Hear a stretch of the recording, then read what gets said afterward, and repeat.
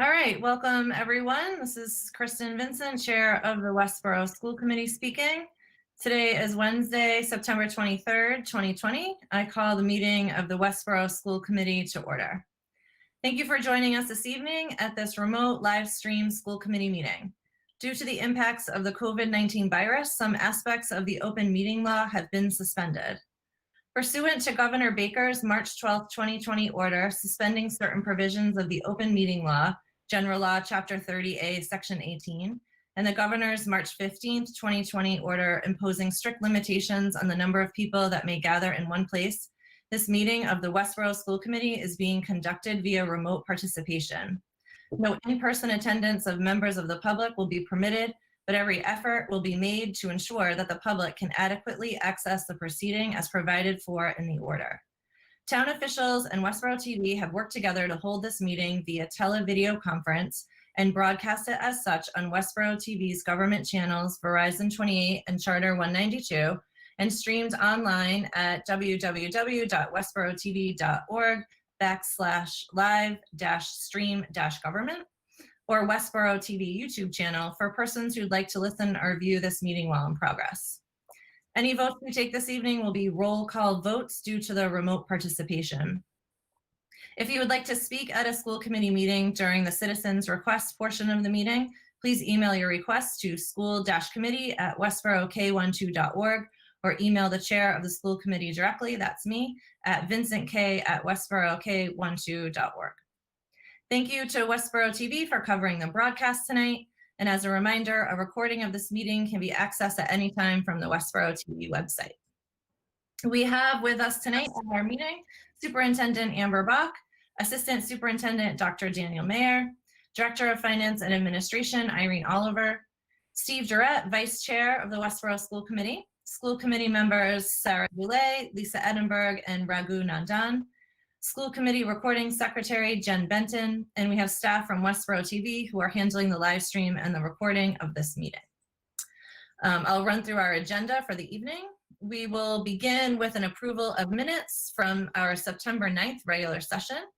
We'll have a superintendent's report and reports from the Assistant Superintendent and the Director of Finance and Administration. We'll have school committee member reports and a building projects update.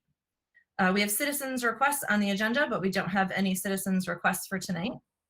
We'll have a COVID-19 impact update, which includes a data dashboard review, some communication around the communication protocols, and a look at the FY22 budget schedule that has been amended. We looked at that last week, but we've had some amendments to that. We have an enrollment update and sections update. So we'll look at enrollment in the district, an update on equity and anti-racism initiatives, review of resolutions for the MASC 2020 annual meeting. We'll conduct our annual approval of agreement for the school resource officer. We'll have a brief discussion of our school committee goals and some initial planning for our retreat.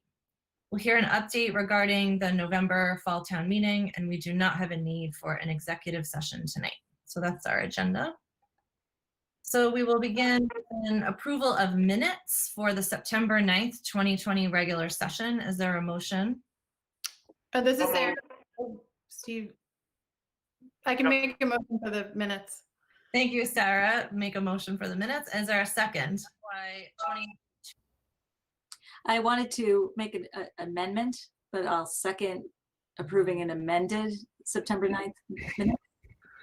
Okay. Any discussion? Yes. Under from September 9th, under vote to approve new capital planning policy draft, it should say the motion was made by Steve Durrett and was seconded by Ms. Edinburgh. I also wanted to, in the future, be addressed as Ms. Edinburgh. And so those are just the amended minutes for September 9th. Okay, and you sent those amendments to Jen to add those in? I did. Okay. Any other discussion about the minutes? All right, we'll take a roll call vote. We'll start with Sarah. Dule, yes. Raghu. Nandan, yes. Lisa. Edinburgh, yes. Steve. Right, yes. And Vincent, yes. That's 5-0 to approve the minutes. All right, so I'll turn it over to Amber for a superintendent's report. Thank you very much. It's good to see all of you. I was getting some text messaging from you as we were all seeing buses rolling through town, and that was a satisfying sense of familiarity that I think really marked for people the sense that the school year has started. We are open and running. We had 4 days of fully remote last week to create a structure for reviewing protocols, interacting, building classroom community. All of that was created in those first 4 days where we could be face-to-face with the full class in those students who had decided that they would be participating in the hybrid. Students participating in the remote ran a parallel, doing the same 4 things across those days. And entering into the beginning of this week, we started with the staged beginning of the hybrid, and we're continuing to stage those in. Tomorrow will be the next set of the half rotations before Friday, when all students will do a half day at home remotely, except for students in the high needs category who will come in and do their half day on site. So the routines of how the calendar is rolling certainly has been a good challenge of communication and collaboration, and I think great neighborhood connection. I think there's been a lot of really positive networking for parents, helping parents to make sure they understand what day their child is supposed to catch the bus or go to school. And I feel like that type of shared collaboration to answer questions is the best form of community. I think there was a lot of supportive care of each other, figuring things out. And then our communications were there to complement and make sure that we were answering phones and getting everybody set to go. I think the 4 days remotely gave us time to answer questions for parents, thus making the beginning of this week feel overall relatively very smooth in the hybrid implementation. I think the remote model has continued in their fully remote for this week. Daniel and I are circulating to all schools, and we'll complete our second round probably by the end of this week. We really have been trying to immerse ourselves across all 6 schools and spend time watching the implementation of protocols, greeting students, and checking in on faculty. I wanted to also note that 640 individual learning plans went out at the end of last week and beginning of this week. When Sherry Stevens, Dr. Stevens visited Director of Student Services, she showed you a model of the individual learning plans. I believe you were impressed with the quality of the way they've been individualized, provided links and information and calendars, and 640 of those were pressed out and are now being reviewed and implemented with families. We also welcomed a new bus company, and I'm anticipating with the new committee procedure that we put in place last year with Irene and Lisa and a team being able to come together. I think we're going to, in keeping that in place, really move into a smooth implementation of this new contract, because I feel like you guys have a team that's really workable to come together into those weekly meetings and check-ins. And I feel very positive about the implementation start that NRT has provided us overall, given the range of complexities and the different models. To be a brand new company in a town, I'm overall very, very pleased with their work in these early days.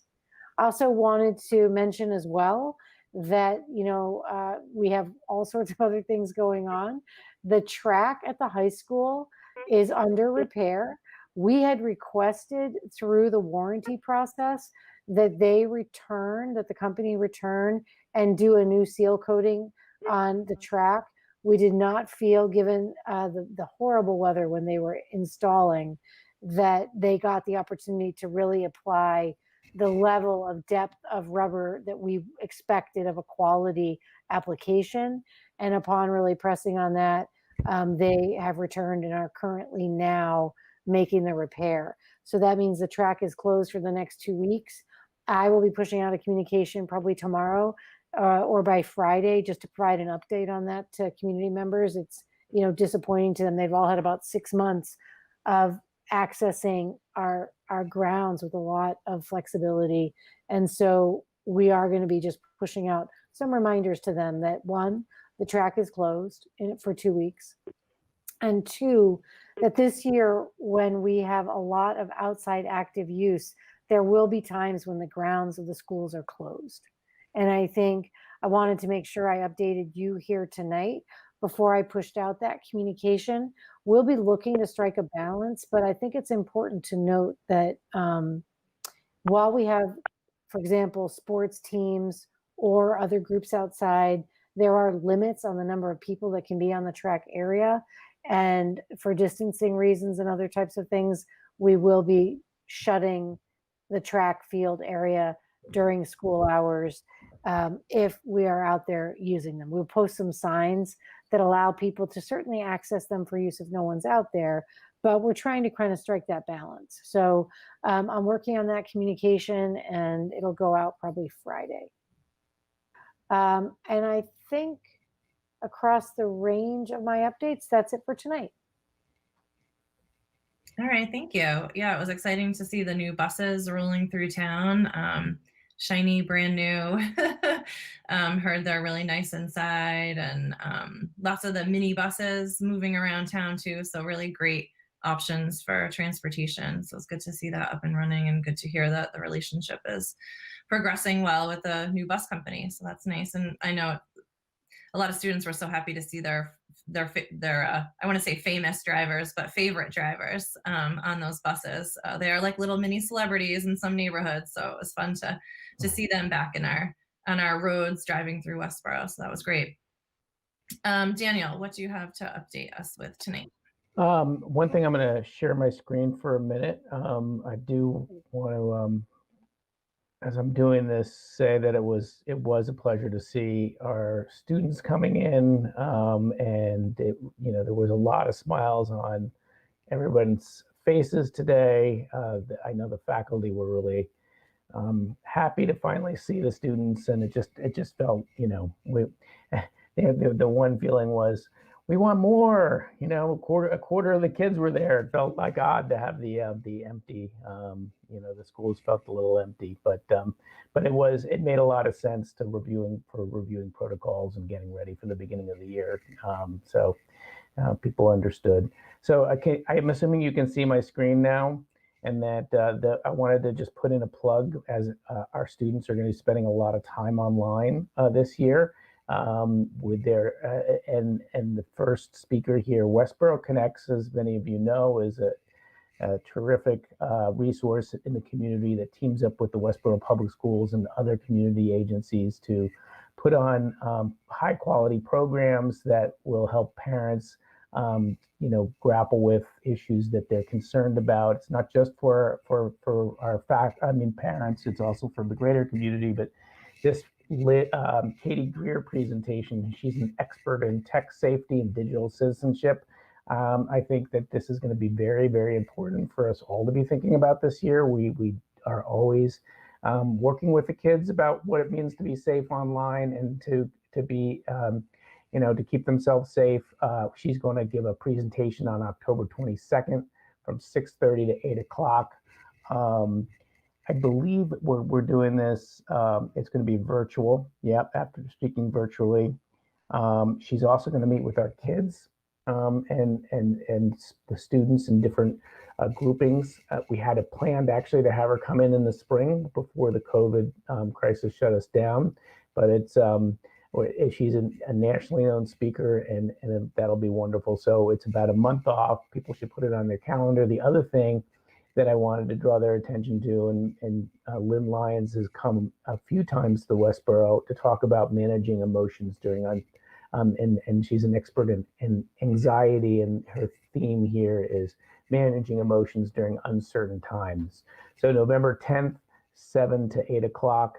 She's funny and engaging, and just like Katie Greer, they offer practical ideas for parents to be able to put to use right away. So that's my update for tonight. Thank you for sharing about those events. And it's a little different to do them virtually, but in some ways it might make it easier for families. They don't have to get a babysitter or anything like that. They could just tune in while their stuff's going on in house. So that's great. Yeah, nice. It's really good we're able to reschedule that one from the spring and offer these. Good, thanks. Great. Irene, do you have anything you want to share now? I do. I have a couple things. So, piggybacking on what Amber had talked about with the bus company, and Lisa and I have been meeting regularly with the bus company, and today was very positive. You know, the company has just been working nonstop. They've been sleeping at their site, trying to get the routes going, and with all of the changes last minute, it's just been a positive experience in our regard that they're able to transition us into a good leap into what has been, a very different situation. So, and Lisa, you can chime in later about this, but I just, the things that they have been implementing with these drivers, all of the drivers that we had in place last year have the same routes this year. So the parents are familiar, the students are familiar with the same driver and the drivers are happy. So it's just been a good transition. I'm hoping that, and I believe that it's going to be a good transition when everyone's back and it will be smoothly. But for the next couple of weeks, there's, as it is every year, we have a little bit of a, getting used to different changes, new people, families coming into the community. And so we need just a little bit of patience there in that regard. But for the most part, I think, Lisa, it's been pretty positive, and this company has been working with us, and when we have wanted certain changes, they've been willing to work with us, and so I'm very happy with that. So the other part of this is that, as you may or may not know, that the contract bid that we had was based upon a normal year for 180 days.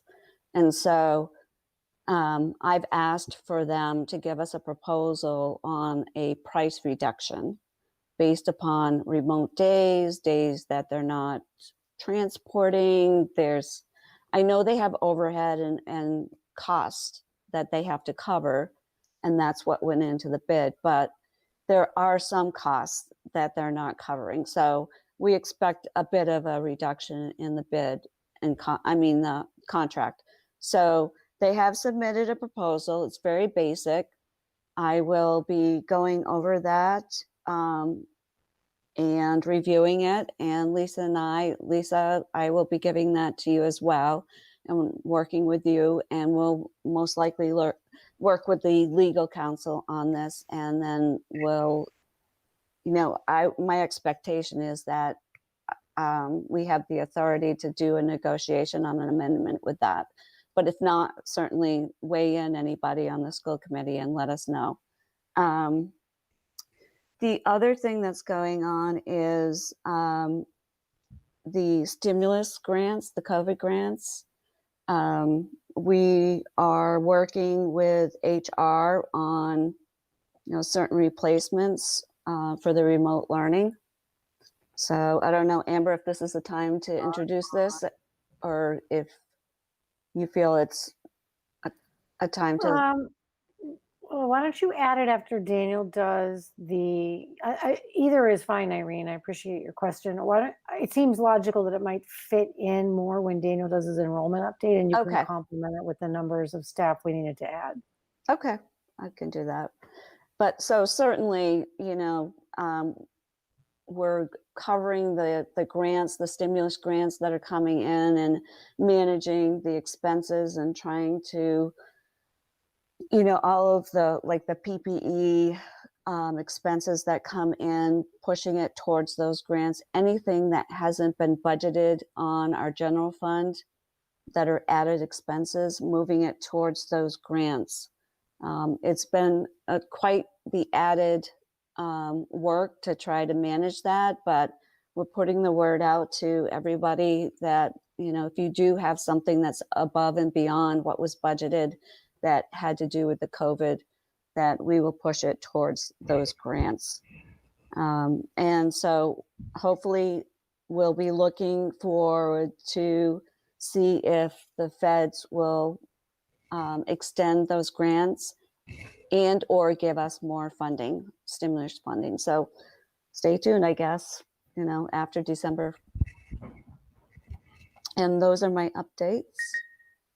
Thank you. Yeah, I was talking to Lisa on Monday about how it's with this phased entry, it's easy for all the buses to be on time because they're just picking up a few kids right now. And I was thinking that's an advantage to having a phased entry, is like building those routines and getting those bus routes on time to start with, rather than working towards them being on time. Especially at the elementary level, you have a full bus of kids. Those buses are typically late the first couple of days of school because everyone has to snap pictures and the kids are getting on the bus for the first time. But now it's just off they go. So it's nice to see everything running on time and see that smooth opening to the school. So thanks. So we'll continue with our school committee member report. So we'll start with Sarah. If you have anything to share tonight. Yes, I actually spoke with our Safe Routes to School coordinator, Rachel O'Donnell, and the reason I'm mentioning this now is the official fall walk to school day is October 7th, which is actually our next meeting. So, but they've also changed it to October is walk to school month. So the principals, the K-8 schools said they'd roll out some of the materials from Safe Route to Schools, and people can take advantage of their materials on walking and biking, and walk and bike at their leisure, whether they're at home or they do choose to walk to school. So it's a very flexible program with lots of virtual options. So I just wanted to mention that. The Bike and Pedestrian Safety Committee is on board with that too, and it also aligns with the Complete Streets program that Westborough has been doing also. And as we know, the more we participate in these programs, the more we're eligible for grant money when it comes up. So just look for information in the news and notes about the Walk to School month in October. And then in November, the Turkey Trot Committee is going to try to have a virtual free range turkey trot. So the details to come, but it'll probably be on your own, a 5K, log in your time. And the turkey is back at the graphic artist to get a 2020 update. So look for that too. We'll push that out, but we are going to try to hold the event and make sure that everyone that can order a t-shirt again this year too, so you don't lapse in your t-shirt, your wardrobe attire. So yes. So anyway, look for that. That's huge. I think my years in Westborough will be marked by my number of shirts. No, it's true. Yeah, you can't lapse in your turkey trot shirt. So No. So it's important. Yeah. So we'll get that done for the community this year. Do we So- have to, if we're going to do the turkey trot, do we have to run as punishing a hill when we do the Yeah, 5K? You do, yes. Yeah, you have to run up O'Neill Drive. I'll tell you where that is if you don't know. No, you can. I guess you can pick your own course. I know it's free range. Just log your time. Get your shirt. Yeah, I'm going for flat. Yeah, that'll be fun. So thank you. Me too. I know you're a runner too. You're on the hook. Thank you, Sarah. And I'm so glad to hear that the turkey trot will still be a part of our community and it's able to adjust to, the times of COVID, but that'll be fun. And I can envision groups of people going out, together to maybe run it, socially distanced on the course, but see them, working together to accomplish that. So that's great. Look forward to that. You can pick the nicest day to go for your run. Raghu, do you have anything you'd like to share tonight? Not really, although I was happy to see the school bus, and I never thought in my life I'd be happy to be stuck behind a school bus as I did this morning. But good to see familiar faces, and it almost seemed normal. That's great. Yeah. Lisa, anything to share? I do. I would be remiss, having been on the bus committee, not to talk about the buses.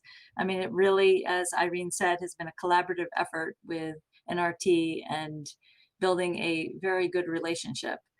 So for me, it was quite exhilarating to see the shiny new buses starting Monday morning. Finally, buses worthy of the drivers who bring our kids to school daily exist. I've spent the last 4 years not feeling this to be true. A work environment can often be a place of pride and inspires most of us to give our best effort when treated with respect. Our bus drivers have not had such an environment for the past 5 years. They have had to endure a challenging work environment, driving old, rundown buses and not always treated well by their bus company employer. The external conditions of our drivers' environment were less than optimal. It was my hope that a new bus company contract would alter that predicament. Our bus drivers finally are driving buses that are representative of their valued work of excellence. As Irene mentioned, most of our drivers have transitioned into this new bus contract with NRT and drive the same bus routes they have come to know and love. That connection each of our drivers has had with our students is invaluable. I am so thankful that this now continues. And I want to thank Irene Oliver and Cindy Crowley, who continue to work hard to ensure that our bus transportation runs smoothly, safely, and on time. So I'm just so grateful. And the other thing I wanted to mention is that there is a new service in town called VIA, V-I-A, and it is a company that has come to town that technically can replace the van that people have seen driving around town, which no longer exists. And it just started yesterday. It's a whole new way to get around Westborough without having a car. It's similar to an Uber experience, and it has a location within Westborough, and you'll see these 4 VIA vans driving around town. They have service hours Monday through Friday from 7 a.m. to 7 p.m. And you can download the app, VIA, and it describes exactly how to actually book a ride, and it will come to you. But it's a great new service for Westborough. And I thought, since one of its hubs is the high school, it's a great transportation possibility for high school students going to full-time jobs, or even just getting to the high school for drivers, driver's ed, things like that. So, and even more importantly to mention is that the rides, first of all, this month only is free, and that after this month, it's $2 a ride. It's $1 a ride to the MBTA. Am I saying, like, where is it? The WRTA. So that is all for tonight. Thanks. Thanks. Yeah, that's an exciting new service for Westborough, and I've seen the vans. I saw one today at the Stop and Shop Plaza on Lyman Street, and yeah, it's exciting that it's free if people want to try it out. It's a great option if you don't have a car, or you find yourself without a car. I know I have a friend whose teenagers take the cars and she's stuck home, so it could be a good option if you need to get somewhere. Thank you, Lisa. Steve, do you have anything to share now, or do you want to wait for building updates? I'll wait for the next section. All right, thanks, Steve. And for my report, I just have a couple of things to share. Just a reminder that there's a special town meeting Tuesday, September 29th at 7 p.m. indoor at the high school. There's just 2 articles, I think 2 articles that need to be acted on quickly, the purchase of some equipment and the sale of some real estate. And then the annual fall town meeting, or special fall town meeting, will be Saturday, November 14th at 9 a.m. indoor at the high school. And that typically takes place in October, but now it's in November. I want to give a big special shout out, thank you to Westborough TV for creating the elementary welcome back videos that they created that were sent out. They were fabulous. They had all the teachers showing kids different routines that they'd be practicing in school and online, and showed how to get on and off the bus, and just welcoming messages, happy smiling teachers waving, and it was just a great way for kids to get excited for the school year. So thank you so much to Westborough TV for helping us make those. And just a reminder to parents and caregivers that there's still a lot of communication coming from the schools. And I know it's a lot, but it's really important information. And so parents and caregivers have a responsibility for the information in those emails. So be sure to read them, print them out, save them, or have a way to save them on your computer so you can reference them. Lots of important forms and things coming home. So just make sure you keep an eye out for those emails. And that's it for my updates. So I'm going to turn it over to Steve with some building project updates. Steve, I drove by Fales the other day. Holy cow, they've been doing a lot of work over there. Yeah, actually, the first segment of the building steel is topped off. If you notice, that's the gray steel that's actually angled, which is the angle for the solar panels on the left side of it as you go up the hill, and the back side, of course, are window lights. One of the things about the design that the school building committee and Amber in particular were very interested in was the ability to have basically sunlight in every room in the building. Unfortunately, for some of the changes that we had to make to save money, we don't have every room, but most rooms will have daylight from the outside. So that section of the school building steel is erected. They've now started on the second section, which is, I think, up to the columns on the second floor. And I think at the last meeting I mentioned that steel would be delivered over the next 2 weeks, starting at the 15th of September. And so we see the progress by basically, as they unload each truck, the trucks are loaded in such a way that that the top of the pile on each truck is the next member that goes in. And so they're unloading and erecting at the same time. So things are going very well, as you noticed. And I'll point out to anybody who's listening that if you go to the school website and the Fields Construction part of the website, you'll also see an ability to click on the video camera that is watching construction all the time. And so if you do that, you can also, there's a part of it that you can do a time-lapse picture so that you actually get a movie of the erection of what's going on. So you can actually see the pieces put in, you know, one by one. Obviously with erecting steel, the foundation is done. Once the steel gets up, then the next thing would be the steel decking. The next piece after that is the concrete slabs, not only on the steel decking, but also in the basement. And things will progress quite well from here. I do believe that we're on schedule, and that so far, other than issues with COVID, we haven't had any real delays. We had some delay in delivery of the steel, but otherwise we're now on schedule. And I guess I also discussed at the last meeting issues that we had with the governor's order of construction workers not carpooling. The impact of that would be an extra cost to the project of $65,000. And the school building committee and individuals on the committee are working very hard to figure out how we can do this without having to reach that extra of $65,000. So Shelby Marshall and I and the town manager are working with trying to figure out using available spaces on town property, perhaps 1 or 2 locations, to be able to park the contractors' cars who arrive one at a time.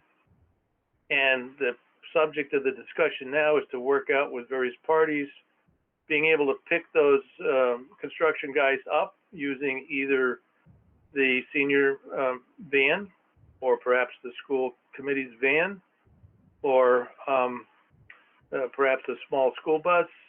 And the reason why this could work is because as quote unquote public transportation, as long as we meet the social distancing criteria, we can move these people. And we're talking about those vehicles in the morning because VIA doesn't work that early.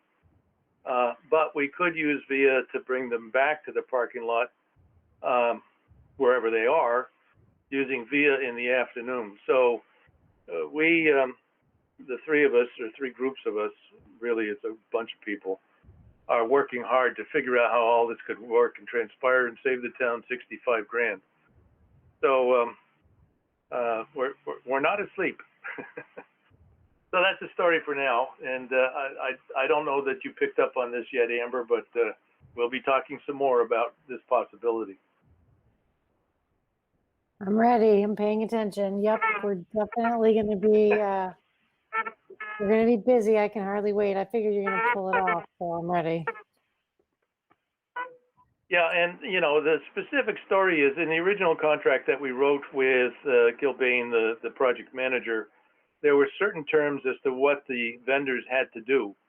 And we are trying to create and craft this particular scenario in such a way that it's identical to the original terms of the contract, and therefore won't be subject to any additional costs to us, except maybe the $1 per ride question for each one of these people at the end of the day to go back to the parking lot. But certainly it will make a big difference and just unclog that area, which anybody driving by the parking lot at Vale Schools knows how many cars there are up there. So that's good. So I advise anybody to look at the time-lapse video camera that we have on top of the school that's watching construction. It's really a lot of fun. That's it. Thanks, Steve. Yeah, that camera's great. I'm glad got that set up, and that's fun to watch. And there's a lot of movement happening over there now, so a lot of changes to see each day. And it sounds like And having said that, we can thank Irene for being able to get that done. The camera that. That's great. Sounds like some good problem solving around the carpooling issue for construction workers as well. So Yeah, thanks. Shelby's doing the heavy lifting on this. She's had other meetings and discussions with VIA directly, so I'm sort of at the end of that communication, but it is going well. Good. Glad to see some teamwork happening there. That's great. Citizens' requests is on our agenda next, but we don't have any of those. So we will move right into the next agenda item, which is COVID-19 impact update. So I'm going to turn it over to Amber, and she'll walk us through a number of things under this agenda item. Thank you very much. So our goal is to make sure that we keep this as a regular standing item, so that what we can do is pull really targeted updates for you so that you have good working knowledge of answering people's questions and also guiding the decisions that we make. So I'm going to highlight tonight kind of 4 general areas that I wanted to walk through.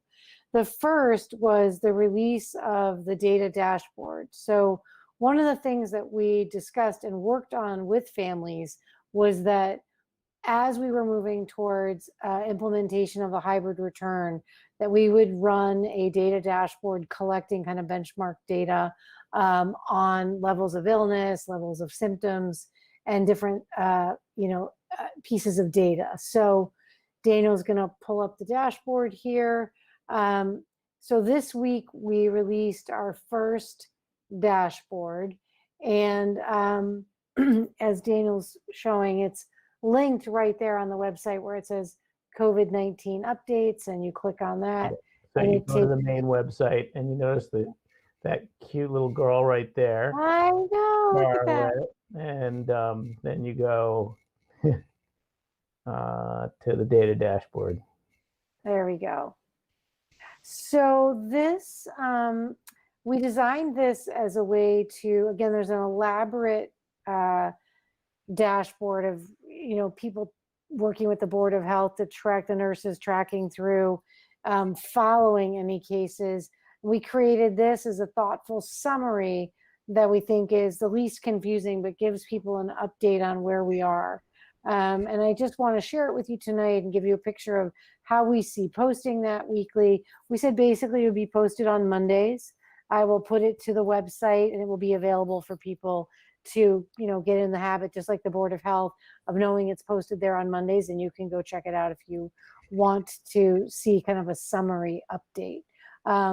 It tracks students dismissed with symptoms, staff dismissed with symptoms, total students that are positive, total staff that are positive, close contacts, students in isolation, and students in quarantine.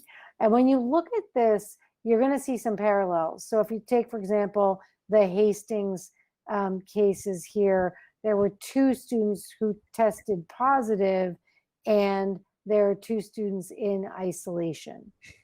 And while if you look over, you'll also see that sometimes if you look at the Gibbons case, there's 1 student who tested positive, and that student 1 is in isolation. So that data should always parallel. There's also then a time when somebody might be in quarantine, meaning that they had symptoms or they're awaiting testing or they traveled, whatever requires them following the guidelines to move into quarantine. They will be in quarantine, and then they will track to whatever level of placement they need to move, which would be to isolation because they're testing positive, or they're negative, they return to school, and their data kind of disappears in terms of tracking because it's a negative result. We keep it on our master record, but in terms of like a visual for people. So our current most active case work is here for people to see. I want to talk a little bit about the interplay of posting this data, tracking this data, and then how we will communicate with people. So you notice at the top, we put some priorities for people to understand, which is we will provide this weekly. It is important for people not to call the schools and ask for a bunch of information on this level of detail. We will communicate out with people if anything in this benchmark summary requires a communication. As you saw in the week leading up to this posting, where I pushed a communication that indicated that we had a family that had tested positive and there were 3 students in isolation. Now, when you look at the design of this, I will take point on additional communications. I'll always give you guys a heads up first, as I did in this protocol. And then families will be contacted by the school nurse if they're a close contact, and then we'll track that. And the Board of Health will provide updates as needed. They will guide interacting with us on our data. The other piece down at the bottom is just a definition of terms for people, so they remember what those pieces are: quarantine, isolation, and close contact. All right, so this is the data dashboard that we're going to use. If we have to tweak it, we will. We started this as a working model, seems to have gotten some good press that people thought it made sense, and I didn't receive a lot of additional questions on it. I think the preemptive communication structure is useful to people, and I'm going to shift over to talking about how I anticipate communicating, and then you guys can ask questions. So this will be the summary, but then the goal is to, if we will not send a communication if somebody's just symptomatic. That's a regular cycle where people often move in and out of that. They might go home thinking they're ill. They might stay home and quarantine till they test. They test negative, they return to work. We're not going to contact people every time somebody is symptomatic. However, when we have a positive case or we're tracking a cohort of close contact, we will make sure that we communicate Westborough all, which is faculty and staff, and of course, school committee first. So that's the protocol I plan on implementing initially, and we ran that by the safety board. They seem to think that's workable. And I guess I would check here with you as part of this update to see if you have questions about that or want to provide any feedback. Thank you. Pretty straightforward there. And it's good to know that that's flexible. So we'll see how that's useful for people. I think there are issues around privacy there that we want to protect people. I just want to be aware of that and know that we'll do that. Yeah, so I think structurally, please know, just contact Lisa, or contact Kristen or contact me if you have any questions about implementation. If you hear a type of question that arises in the community, reach out to me. And if it looks like we need to tweak something in the dashboard data or push out a communication, we can. Sure. So Lisa, do you have a comment? I guess the one question that seems to come up a little bit is the green, the yellow, the red, when it comes to the community. Oh, yeah. System and how you make those decisions based on those colors. Does that? So no, that's a good question. So the interaction of decision making at the school level, as we defined in our planning documents, are that we will basically use state data, so that data, the community data coming from the state, but also most accurately, again, as a follow-up from the Board of Health, and then our school-based data. And that the interaction of that kind of triad will be used to guide decisions around buildings, classrooms, and district. And we'll use that then to help us manage where we are. And I think in these first early days of school, where we have on-site students now present, we're getting a lot of exercise in When does somebody have symptoms where they need to go home? Should the sibling stay home? So all of that's getting good exercised practice with very small cohorts on site right now. And then, we could link that community map as well with this update. I think the Board of Health takes responsibility for that. So I've kind of left it to them at a community level, but I certainly would take feedback if you thought it should be in this update as well. I'm not sure it does, and only because it's just another piece of information we're going to be using is not necessarily the only data. And I think when some people look at that data, they say, oh, when we hit this, then we should be shutting down. When we hit this, we should be going remote. When we hit this, we should be full in person. So I think it's a little misleading that it's so black and white, or should I say red, green, and yellow, that it's not really that definitive, that there was a Right. decision making. No, that's a great point to make as we look at like using data. I think the piece that we want to emphasize with people, and the Board of Health was clear about this, and we'll continue to interact with them, is that the interpretation of data needs to be interpreted. And you might see a case spike in Westborough, but if it's in a very targeted place, such as a nursing home, or when it had been, I think it was at Whittier at one point, that had a few increases in cases. If it's in a tightly targeted area, the actual number isn't indicative of what's in the overall community. That said, we just have to keep an eye on all of it and take their guidance and ours, and then look at what we see at the school level. So I think it's going to be obviously an active, the trick is basically to get this to be implemented where it doesn't consume every day. Like, I think we're looking to have a stable set of routines that we can move through, but I'm certainly hopeful that this isn't what dictates what I do all day. And it might be, and if it does, then it does. But, I'm hopeful that we can stabilize it, interact with it, do the update, make the decisions, and then be able to pick up other pieces of things we need to accomplish. So that's really what we're trying to figure out. So in terms of where we are right now, that's the update on process for communication and what we're planning.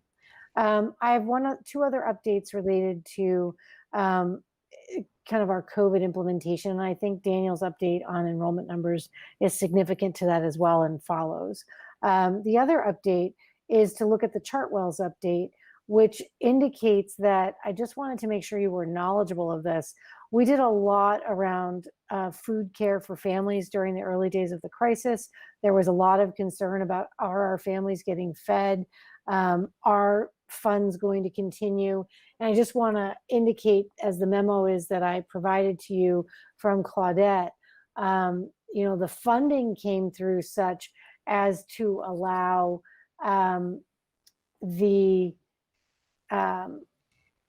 just moving my, allow for 100% all Westborough district food paid for students, free breakfast and free lunch until December 31st. So I think it's important that we publicize that to people so they're knowledgeable about it, as well as understanding the lunch structures that are in place, but free breakfast and free lunch meals made available in the structure of how we are delivering those meals through December, paid for at the federal and state level. And this memo went home to all families. And I think that's kind of circulating right now. And it'll be a piece that we emphasize again so that families know that. And it makes it pretty seamless when we're trying to deal with so many moving pieces of food and delivery and spacing and distancing and everything, to have that piece not be something we have to worry about. Like, they don't have to even record the payment stuff for lunches right now. They're just keeping track of how many they're pushing out, and we'll do the federal-based claiming. And so it's really quite a bit of good news. So any questions about that? I don't know if that will continue into January. I can't imagine, but who knows? But for now, that structure's stabilizing us through the fall and into December, which is nice.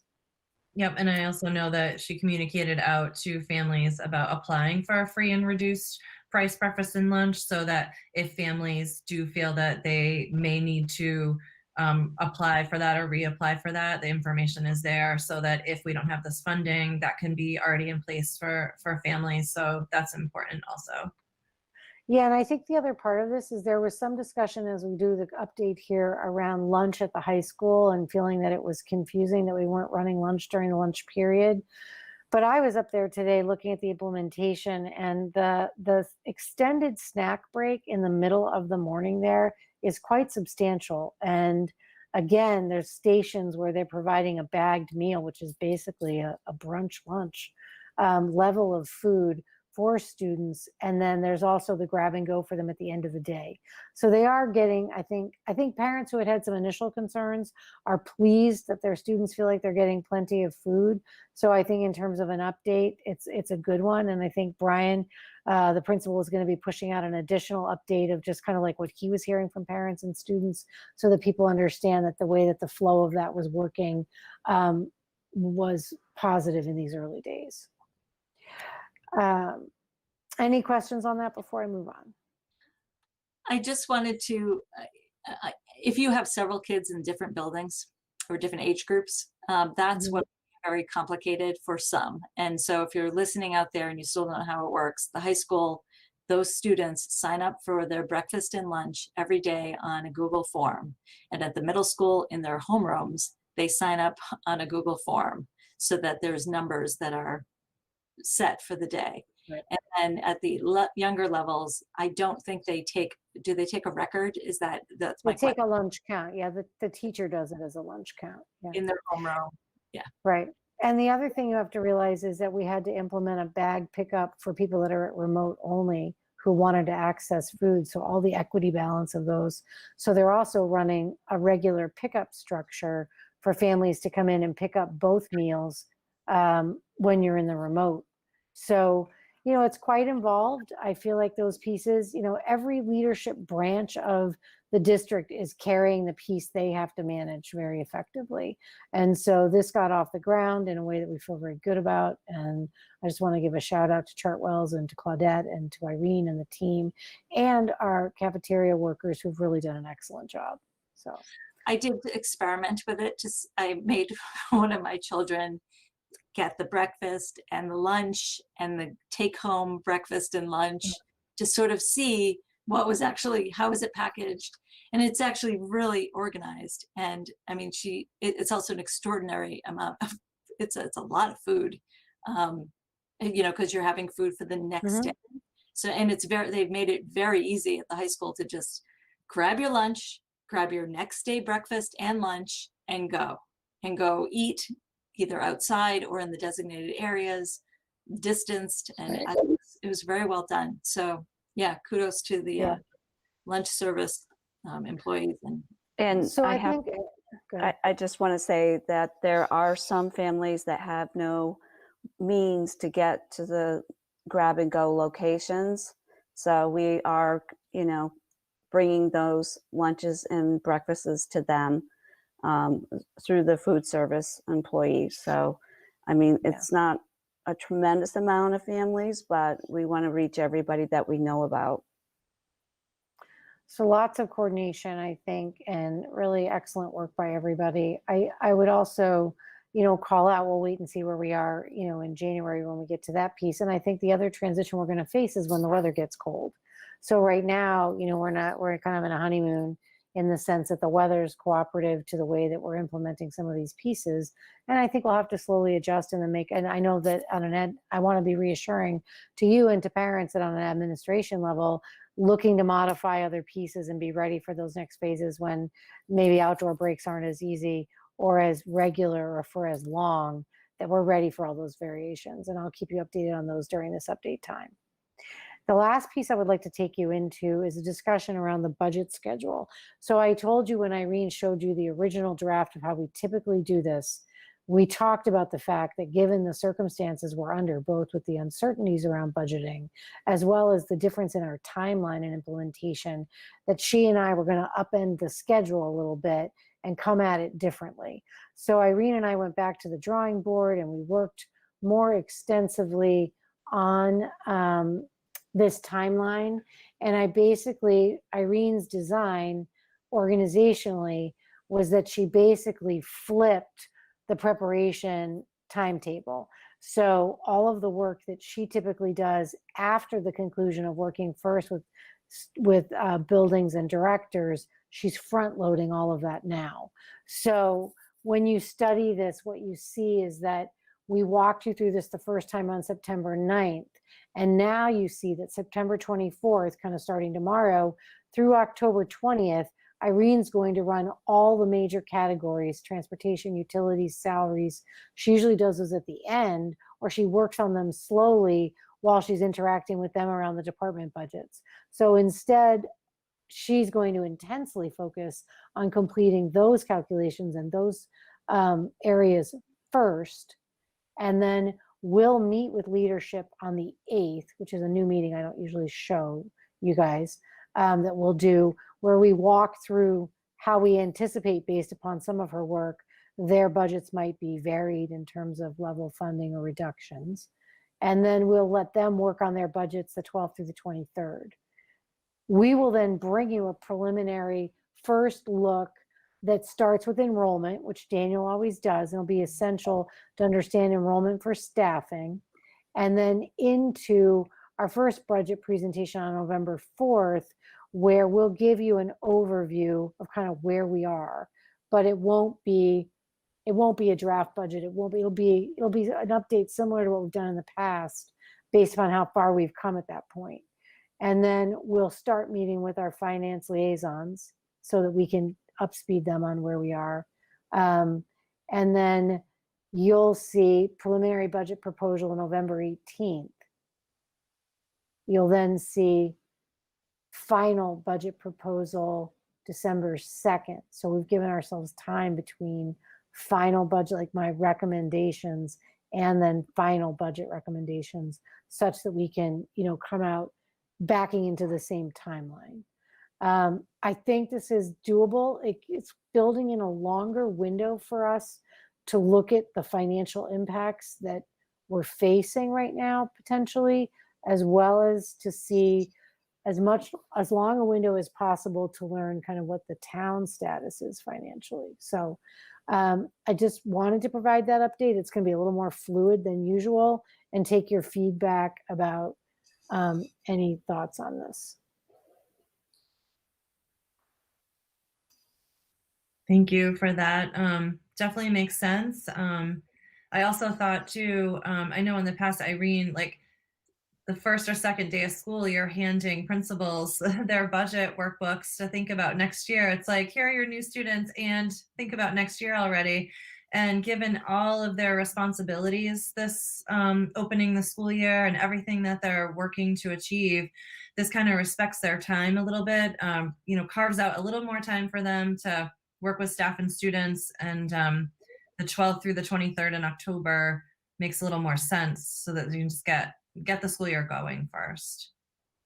Absolutely. Yeah. It's not an easy thing to deliver that to them at that point, but I know there's a timeline, and we do have to start thinking about it. And I think, having you just roll those numbers over, so we already have a picture of the budget going into some of the big planning, makes sense.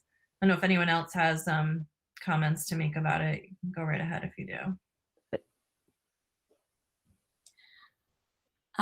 This is Lisa. I guess one of my questions is comparing the two schedules. The enrollment, that was supposed to come on October 21st. I think, which is coming tonight, it's part of our schedule tonight. I'm wondering if we could keep getting that updated as we start to see the budget, maybe even on that first budget presentation, just to keep us updated on anything that changes, just because the line in the sand for enrollment changes so, can change so much, so that when we're reviewing the budget, we'll at least have more exact numbers at the time. I thought that might be helpful. Yeah, I think we'll keep it in front of you. I mean, I think the purpose of Daniel's update tonight is it starts to give you kind of the preliminary aspects of data, but how we would staff the sectioning for the following year is kind of a different level of enrollment discussion. And that would be what we'd be putting in front of you on the 23rd first. So the target would be like following your line of thinking, Lisa. You're seeing some enrollment data now. Then we're going to continue to track enrollment. And yes, we can keep you updated on any changes in our numbers. And then Daniel and I will be working towards making a proposal to you about the number of sections we're proposing. Is it stay as is, reduce, add, change? And that would be any staffing proposal that we would put in front of you. And we usually start with that. So yeah, I think you'll get both. You're going to get, a couple updates, and we can certainly look to increase them in between, definitely. This also seems to, and I'm just asking this question, does this make the town and finance committee more aware of where we are in the budgeting process sooner? Is that what I'm seeing also, which seems like a good idea as we've started to create a more collaborative effort? Or is it really or is it separate? It's the same. What I thought I would do is we started that same work with them. Usually we would have met with them earlier, like up in October, just to up speed.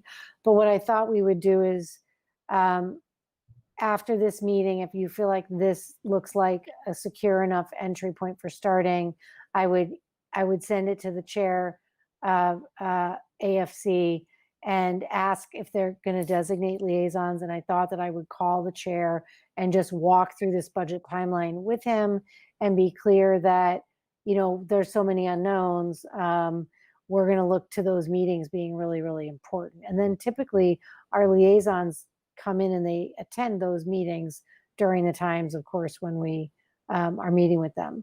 I want to also follow up with, I wanted to mention this as well. Christy Williams, I think I mentioned it last time, because we won't do that joint meeting with FinCom and with Selectmen and school committee because of COVID this year, she thought it might be relevant for us to try to do a joint memo that shares to FinCom any kind of large areas of, things on the horizon. I'll probably go back with her and see where she's still feeling about whether or not that's something she wants to entertain as a type of written update as opposed to what we would have done in a discussion. Last year you forecasted the budget in terms of the bus contract and the teacher contract. We'll have less of that this year, but I think we would be forecasting our exposure on uncovered funds in terms of staffing if we're struggling on that, and we're still not sure where we're going to end up. So my next steps will be is if you like this, it looks like a good mechanism. We basically backed into the same timeline. Irene and I will send this to FinCom and start to give them a sense around what this timeline will look like. Amber, when does the Board of Selectmen offer their budget to the FinCom? I'm not sure of their exact date. I think they run very parallel to us. And in the last 2 years, I think ours was finalized.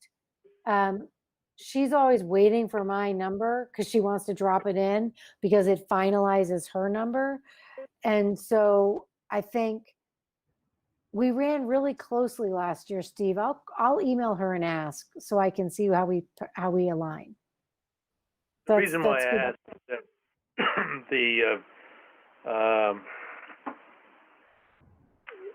that the town's charter was set up so that we would make a presentation to the Board of Selectmen and they would receive our budget. And the purpose of it being in, at least it used to be early in December, was so that the town itself, the selectmen, could, quote, set a draft budget for presentation to the finance committee. So, obviously now that we would provide them a budget, that is the selectmen a budget at the end of December, clearly, we're later than at least what I remember it. So I think, I'll call her and look at it. I think when we did it before, you're right, because last year we had this long discussion about doing it differently where we were basically presenting information in a joint meeting, and we did both those joint meetings down in the Great Hall with FinCom and with the selectmen and with the school committee. And so I think Chrissy's trying to figure out how to readjust that planning so that we align with all the expectations of the charter and the deadlines. It might well be that we would need to add a meeting with them where we would do as we did in the past, where we would bring a budget summary forward to them as our preliminary proposal, which we used to do, which was right before you voted it as final. We showed it to them kind of as it was evolving and let them know that you were heading towards a final vote on it. So I think maybe I'll check and then I'll dump another date in here and provide an update to Kristen to share with you guys. It seems that one of the articles on this warrant that's out there now is to move the town meeting back 2 more weeks. Obviously, I think the reason for that is to make sure that it doesn't conflict with elections or primaries or other stuff. But at any rate, if town meeting is then moved back 2 weeks or 3 weeks, then obviously everything that's in the charter would move accordingly. So maybe that's what's cooking here. Yeah. Well, no, it's very good point. I'll follow up and Kristen and I can check, and then Kristen can push a communication to you guys on that update. Yep. Great. Yep. Thank you. And but it sounds like we're in agreement with this budget planning schedule. So sounds good to move forward with that. Thank you. I feel like I appreciate your patience while Irene and I figured it out. I just think there's so many moving parts to getting open that it took us a little while to be able to step back and then reframe how we could tackle this. So thank you very much. Yeah, sure. And obviously, it's meant to be a flexible document. So if dates need to shift, obviously we don't know what's happening next week. So all right. So that's our update for tonight on COVID impact planning. And I would turn it over to Daniel, if you're ready for that, Kristen, for him to do his enrollment update. Yeah, sure. Yeah, I'm looking forward to this, to hear about enrollment in the district. This is kind of the first year I really sort of have no sense of enrollment. So it'll be good to get this update. All right. Well, here it is. The most, 10,000 foot level. Do I need to make this a little bigger for you? Let me put it up a couple of notches. Yeah. Okay. Great. So the total enrollment right now is 3,889. 234 unenrolled over the summer, 124 enrolled. So there's a net decrease of 110 students between the end of last year and the beginning of this year. So that's where things stand. It's, this sort of follows a trend of last year of being kind of stable in terms of our numbers. I guess this is a little bit, a year ago, I think we were just flat. We didn't really decrease, but so that's where we currently are. The more, part of this presentation is usually to look at class size and sections, which now has become much more fun because we've got essentially 3 different models running here. We have our hybrid teachers who are teaching. We have our remote teachers who are teaching. So there's hybrid students and remote students, but then we also have students who come in 4 days a week, who are students that are getting extra support. So this is broken down by school and grade level till you get to the bottom here. So I'll give you the bird's eye view first of just numbers and by grade bands. So you can see that at our K3 level, that there's 648 hybrid students, 402 remote students, and so we have 38% of our elementary students are in remote, and the number of teachers who are teaching exclusively remote, you can, at the K3 and the 4-6 level, these are exclusive to remote. At the high school and middle school level, it's pieces and parts of teachers because there's sectioning. But so there's 21 teachers who are teaching remote, and At the K3 level, there's 37 students who come in 4 days a week. There's 22 students who come in 4.5 days a week. So it's K3. You can see between 4.6 and 7.8, the percent of remote students is pretty similar. It goes down by 10 percentage points from the K3 level. You saw this a couple of weeks ago. It's basically held, it's pretty much the same news that you had then. The 9% as at the high school, so there's a lower percent, significantly lower percent of students who are opting for full remote at the high school. I have more precise statistics here for the, I remember we had a discussion about Gibbons and not enough teachers. Didn't seem like it added up, and that's because I didn't have some teachers who were teaching, like, of 3 of their classes would be hybrid and 2 would be remote or something of that sort. So it's comes out to, these are FTEs, so that's the way we think of it. Like 1 FTE equals a teacher. You could have a 0.5 for one teacher, a 0.2 for another, a 0.3, and then you've got 1 FTE teaching. So this is 13.6, FTEs. At the high school, that number 8.3 has to be taken also in the context of the virtual high school program. So we have 8.3 of our own teachers teaching high school children in remote, but we have 191 seats. Those are classes that these 105 remote high school students are taking through the virtual high school program. And as you know, that's a significant added expense, unanticipated added expense to our budget. So for each course that they take, we chose not to do what many of the towns in the Commonwealth have done. This is not a credit recovery program. It's not a self-paced, go online and study, but it's the higher caliber. You get assigned a teacher who basically interacts with you. You're interacting with other students. The other programs in other places look more like a GED kind of program, and to some degree, and the BHS program is much more higher caliber and therefore expensive, and so each course would cost us $340 to $50.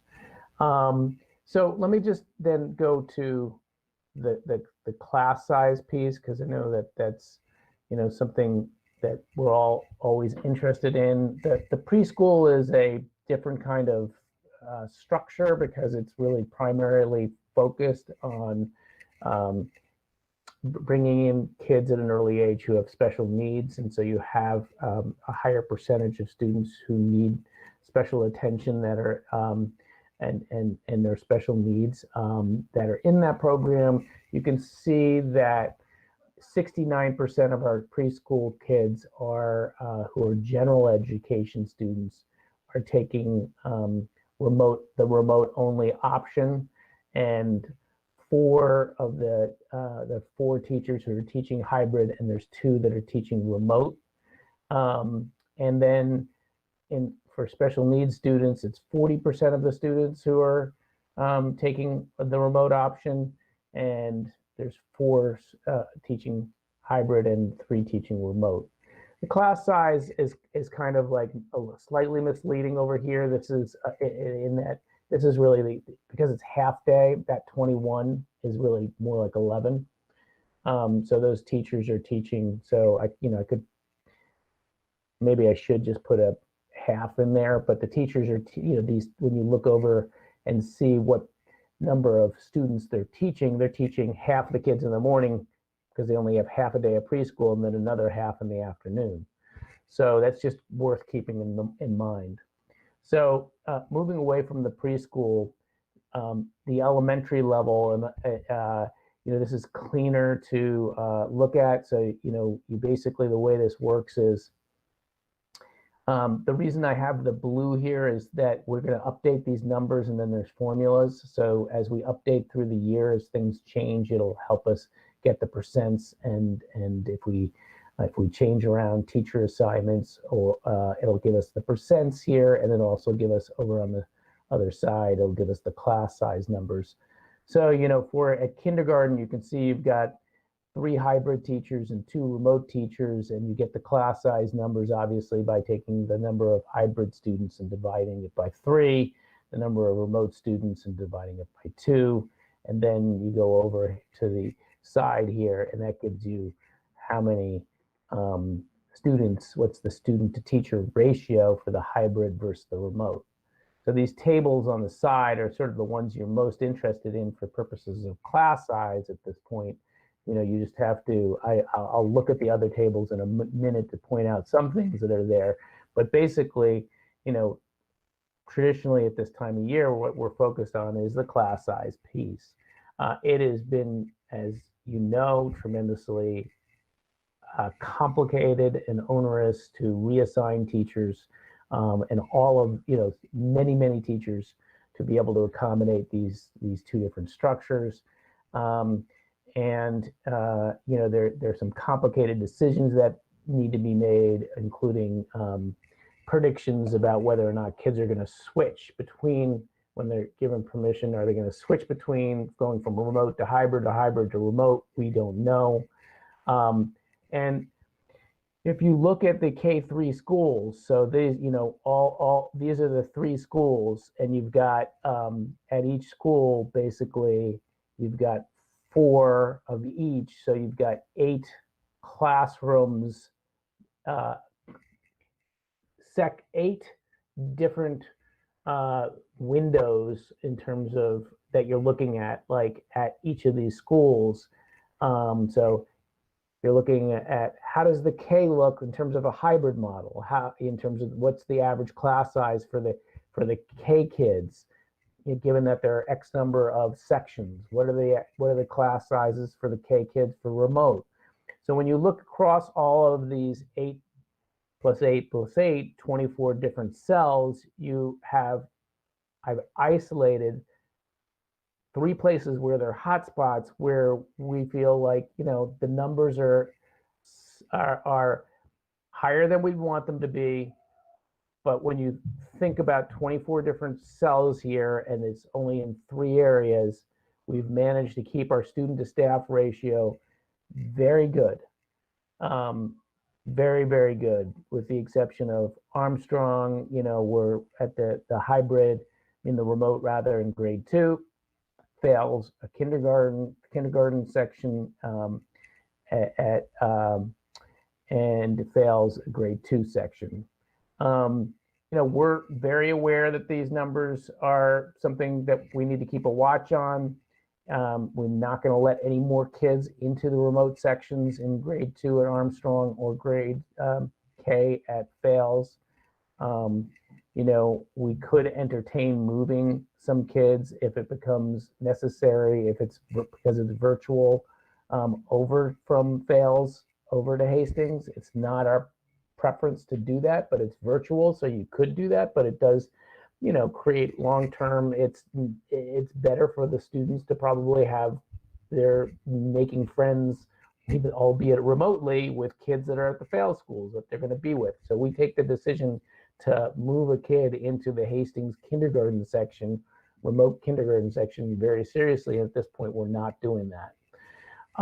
So that's the K-3 at Mill Pond. Keeping in mind, now we have all of the students together at Mill Pond in grade 4. So we're talking like 14 sections, 14 teachers at each grade level. So the average grades, class sizes there are all looking fairly decent, except for grade 5 has got a pressure point there where we've got the hybrid. Let me see over here. If I go over to the right, you can see there's 3 remote teachers teaching grade 5. Again, you move one of those teachers and then you create a hotspot somewhere else. Okay, so it's not as if you can, and this is all budget related in terms of, you'd have to hire more staff. We've already spent, as you know, we've got lots of expenditures that are out there that were unanticipated, and creating these two different, parallel models of education. I mean, on the whole, the numbers are looking very good, but those are the hot spots at the elementary level. So now over at Gibbons, you don't have the same type of table at Gibbons and the high school, in large part because when you get there, you start to run into, like, we're running 200 sections of different things, math, science, right? It's not homerooms.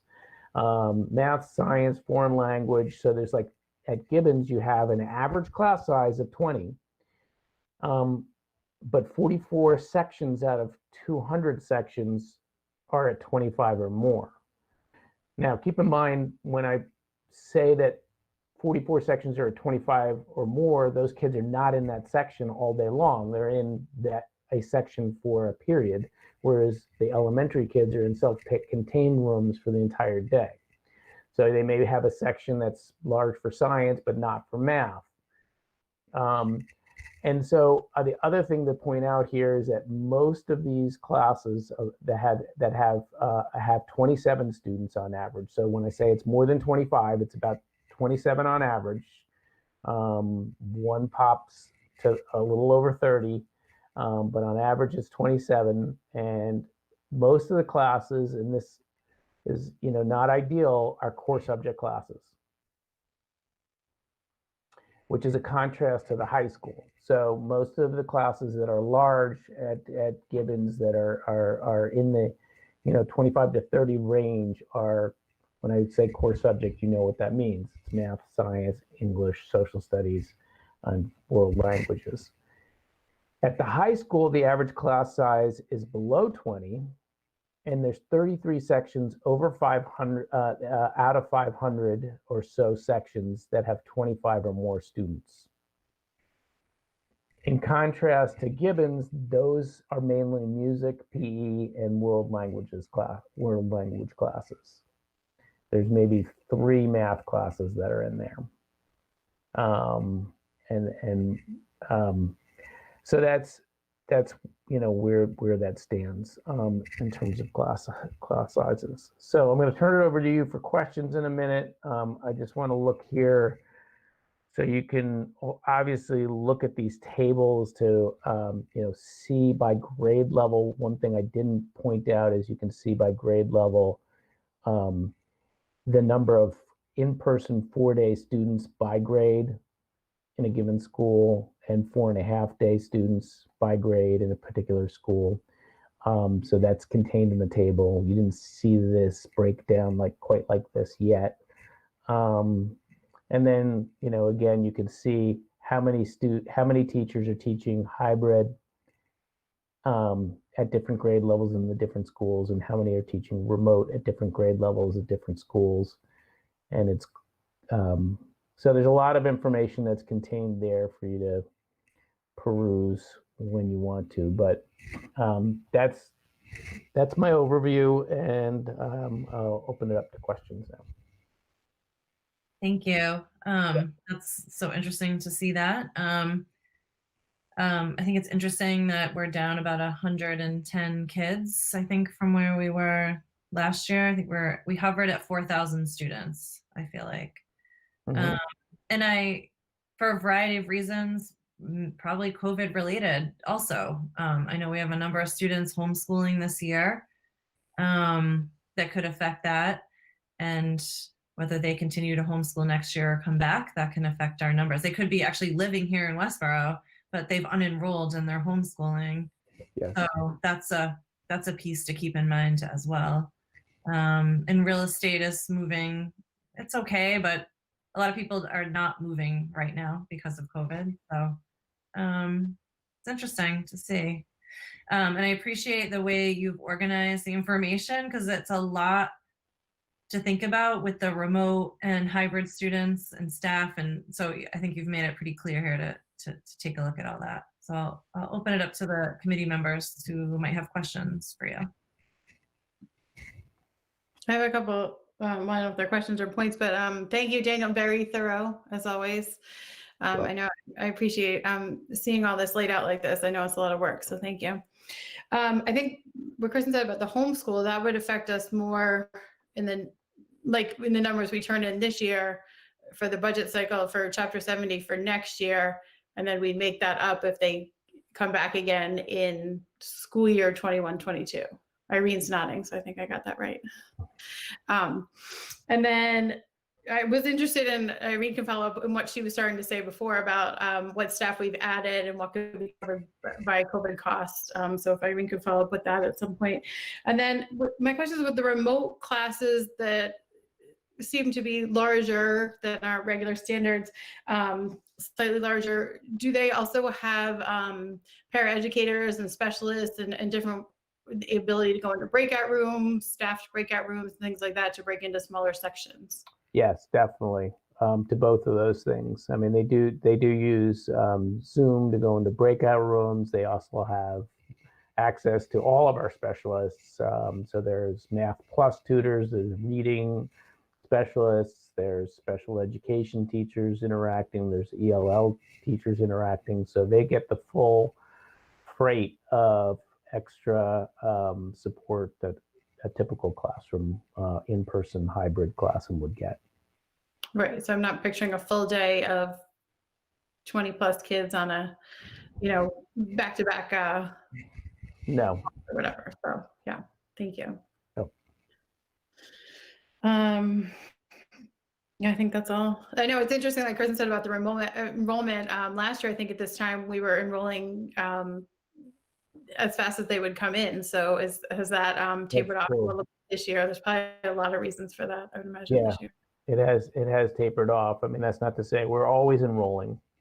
There's always people who are moving for a variety of reasons.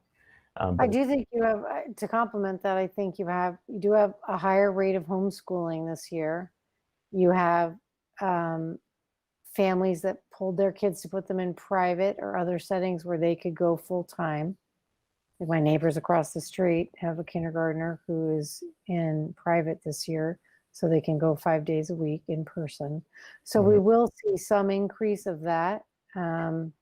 So it'll be interesting to see what that rebound is. And we also continue to enroll throughout the year. I imagine we'll be about level by the end of the year, but we'll need to wait and see. It will impact our number on Chapter 70, though, you're right. Yeah. Right, for the next year. Yeah. Irene, do you want to go ahead and just share, since Sarah, circled back to that, about some staffing? Sure. Yeah, just briefly. So we have hired 7 new positions for remote learning. And then we had 12 replacements. And so that means a total of 19 new positions. Now, they're not all full-time.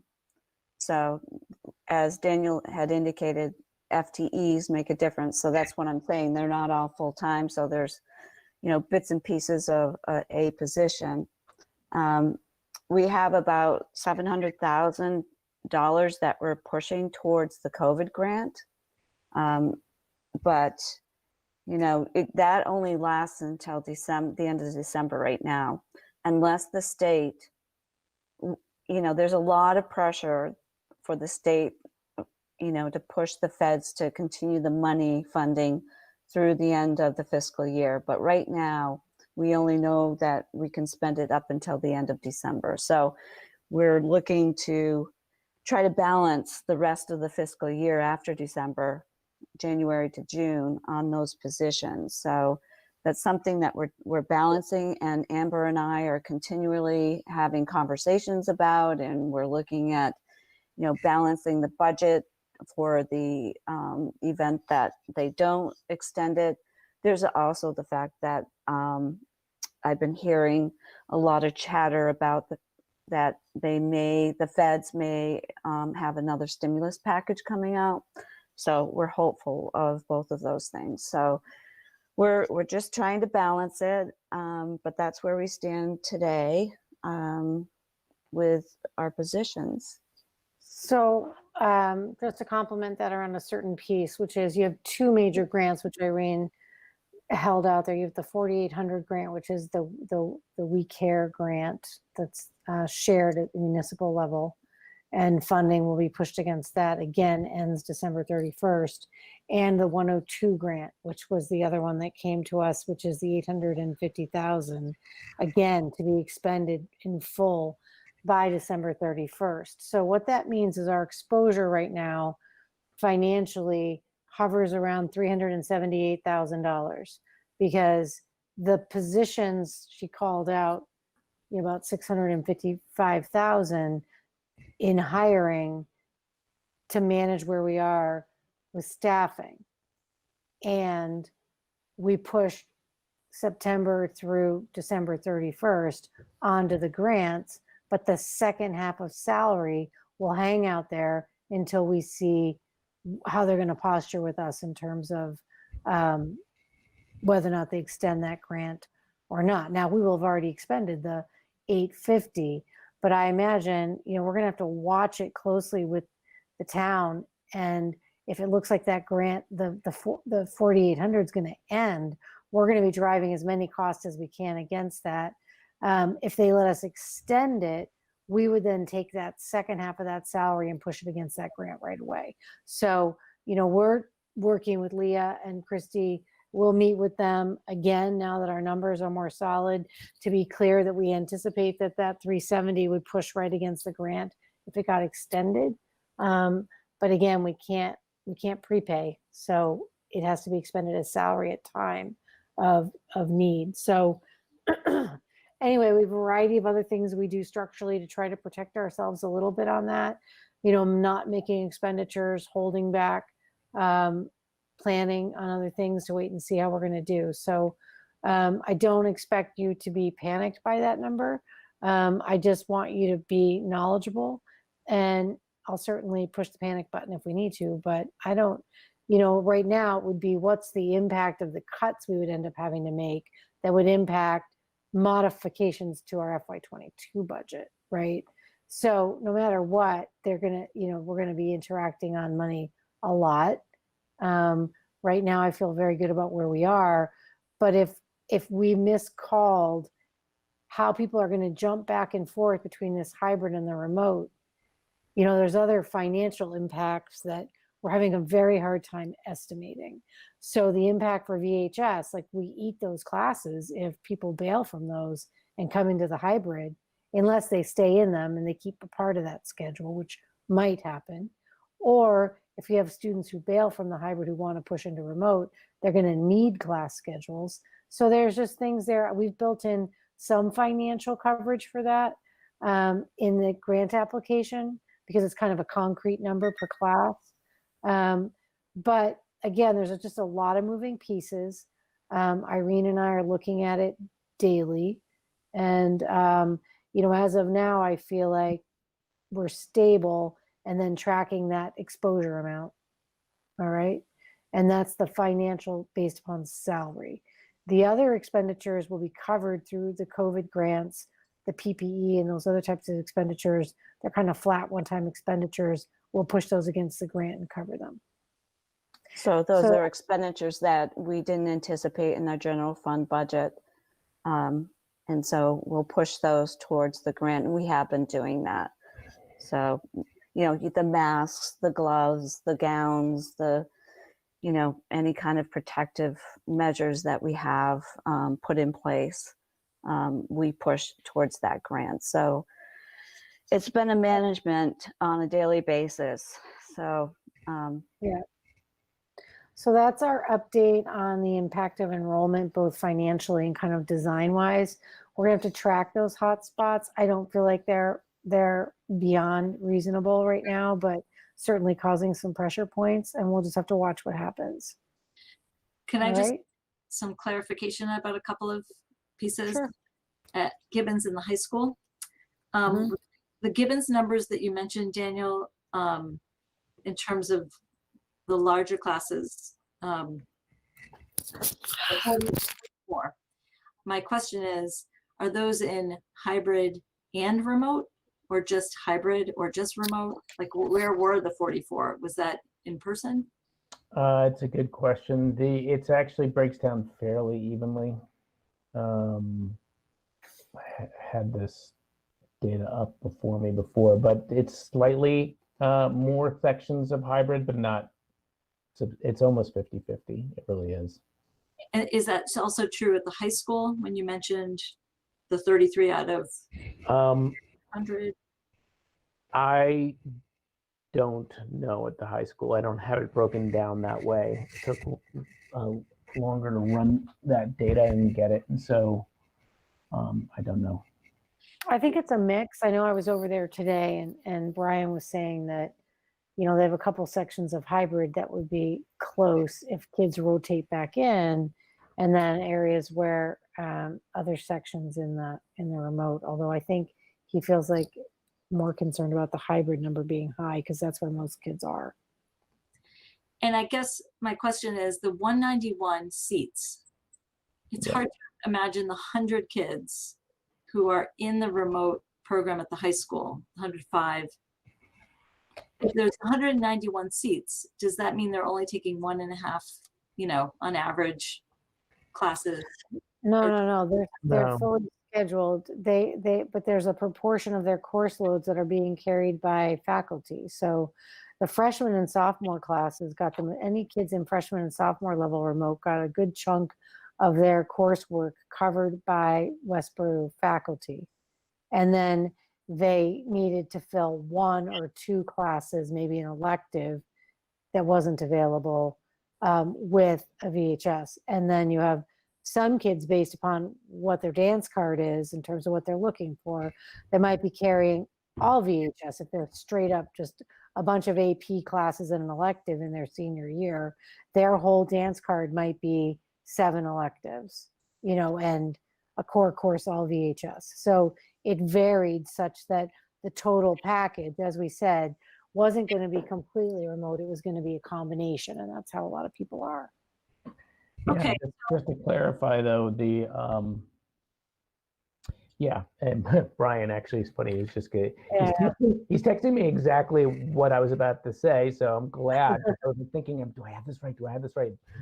But as each student, well, when you take a seat, that's, you've got 7 courses you're taking, right? So a student will take 7 seats if they were doing full time for a half a year, and 14 seats if they were doing full time for a whole year. And so, you know, he says, like, for example, chemistry equals 2 seats for 1 student. So, so in other words, you know, if 7 times, let's see, 7 in the fall, so it's, you know, 14 per student if you did it out, and you could figure out 100 times, right, 14. So that's very satisfying to hear. In other words, that means that more high school teachers are teaching our kids than VHS. Yes. And I didn't know it was going to be that small, even though, yes, 191 is excessive compared to what we're, you know, what our budget normally carries. But I think that's, you know, probably a good idea of how it's not being utilized as much, because the perception about remote learning only would be that it was remote only. It was the VHS. So that's interesting that it's many more high school teachers teaching our kids, Westborough high school teachers. Yeah. So that's where I was sort of trying to understand it, because it seems so small to me, but that's good to hear. And it also, if people were not able to see the screen, and I'd love you to share that doc with us, just so I can start to think about the budget in terms of the whole numbers, the grade numbers. I think that would be helpful to us, because as I think about what we're using the data for, in the past when we've looked at it, we look at full on in. When we think about the budget, it's for the following year. Mm-hmm. And it's about numbers, and it's how many decreased teachers we would have next year if we're full in. And so as we think about our budget, I guess I'm asking the committee also, do we go back to thinking about how we were set up this year? When we designed our budget, it was set up for a full in-person based on 100 less students total in the system, in the whole district. And we know that some of those kids may come back next year because they're either in private school right now or they're homeschooled. When we think about our budget, do we think that we were closer to that number when we project forward for 2021, 22? Do you see what I'm asking? So the reason we use enrollment numbers is to sort of get a sense of whether we need to increase or decrease based on hotspots.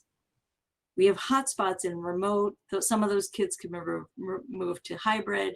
We also have, if you look at the Hastings number, a reverse, where hybrid is has more students and remote had less.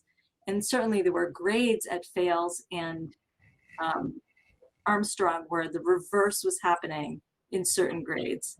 We were only looking at the hot spots. So as we think about our budget, I just think, I'm wondering where the committee's head is at when we're looking at, is this a budget projecting another hybrid remote year next year, or are we looking at our budget as a full-on person? Because I think those are two different budgets. Well, that's a very like. So I think you can only push the cart so far ahead of the horse. Like, I think that we will look at the total, I'm thinking right now, I'll tell you where I am in terms of beginning to anticipate planning, is that Daniel and I will run sections based upon full enrollment for full return, anticipating hopefully that in the fall of next year that we will be back to stable in-school instruction. And I think that were we not to be, it would be based upon a whole set of circumstances we would have to then wait and respond to, like we did this time, because all of it's based upon data we can't control and funding we would need that isn't available yet. So if you look at like right now where we are, we're coping structurally because of the intervention funds. So right now, I think right now, Daniel and I anticipated staffing for a return to normalized instruction.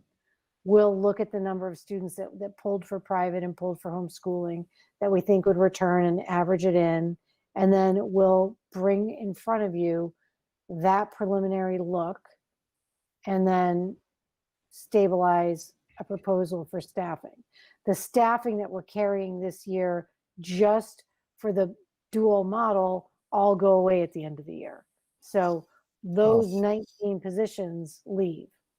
I mean, conversely, we could play it out both ways. Just, you know, we may not know about a vaccine still. I mean, we certainly can run. Yeah. I mean, we could run those scenarios. I mean, certainly we're at your disposal to think about it, but I would say your preliminary base budget should look at normalcy as the base and then respond. You don't even know how the kids would split again. Like it's really hard to know. You know, when we look at how long we worked to figure out the exact split for what we did right now to staff knowing it was 19. So I'm not sure, again, it might end up being such a hypothetical that it's not worth the amount of work. We certainly know the overall impact we had. So we can certainly carry that forward. But anyway, I think we'll just have to start on process and we'll show you the run of numbers and interact with you about it. Okay, I you know, because in the past when we look at enrollment, we're looking at class size based upon the each grade moving up. If we don't see it all move up, it would be hard to assess the budget when we go to look at where our planning is. So that's really what we're about. Yeah, you have to roll it up and look at the structure, assume normalcy, and then look at whatever modifications you want us to scenario wise run for you as best we can. And thank you, Daniel, because that was really an impressive data, you know, so that we can get a sense. And it's impressive because it's as if you created two different school systems. You know, we did. And made it work, and it made it work pretty successfully. When I think about, even though there are some bubbles or some hotspots. The fact that there aren't more hotspots is impressive. I mean, it's hard to get it exact. So I agree. Yeah. And by the way, Brian pointed out also by texting me that he says it's a little over 1.5 seats in VHS per student. So if you think about it, if they were, and only 4 students have 8 or more seats. So that's we're really servicing our students very heavily, through our own faculty, which is fantastic for our kids. Yep. I think Sarah has a comment, and then we'll use that to finish up this section and move on. Okay. Yeah, thank you. I was just thinking back to it, Irene and Amber's points about the virtual high school and students moving between models, and the dual model, like Amber just mentioned, is pretty much all an unfunded mandate, I feel like, from the state. So if we could track any of that also, like one of our MASC resolutions I'm looking at right now is that the state should cover any COVID costs. And so I do feel like that's a huge unfunded mandate with the extra staffing and, PPE, all that stuff. But I think that should be included as well. So if there's any way we could, track that.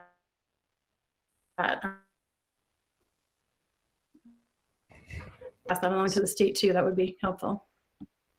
Great. Yep, makes sense. Definitely keep track of that. We All definitely right, will.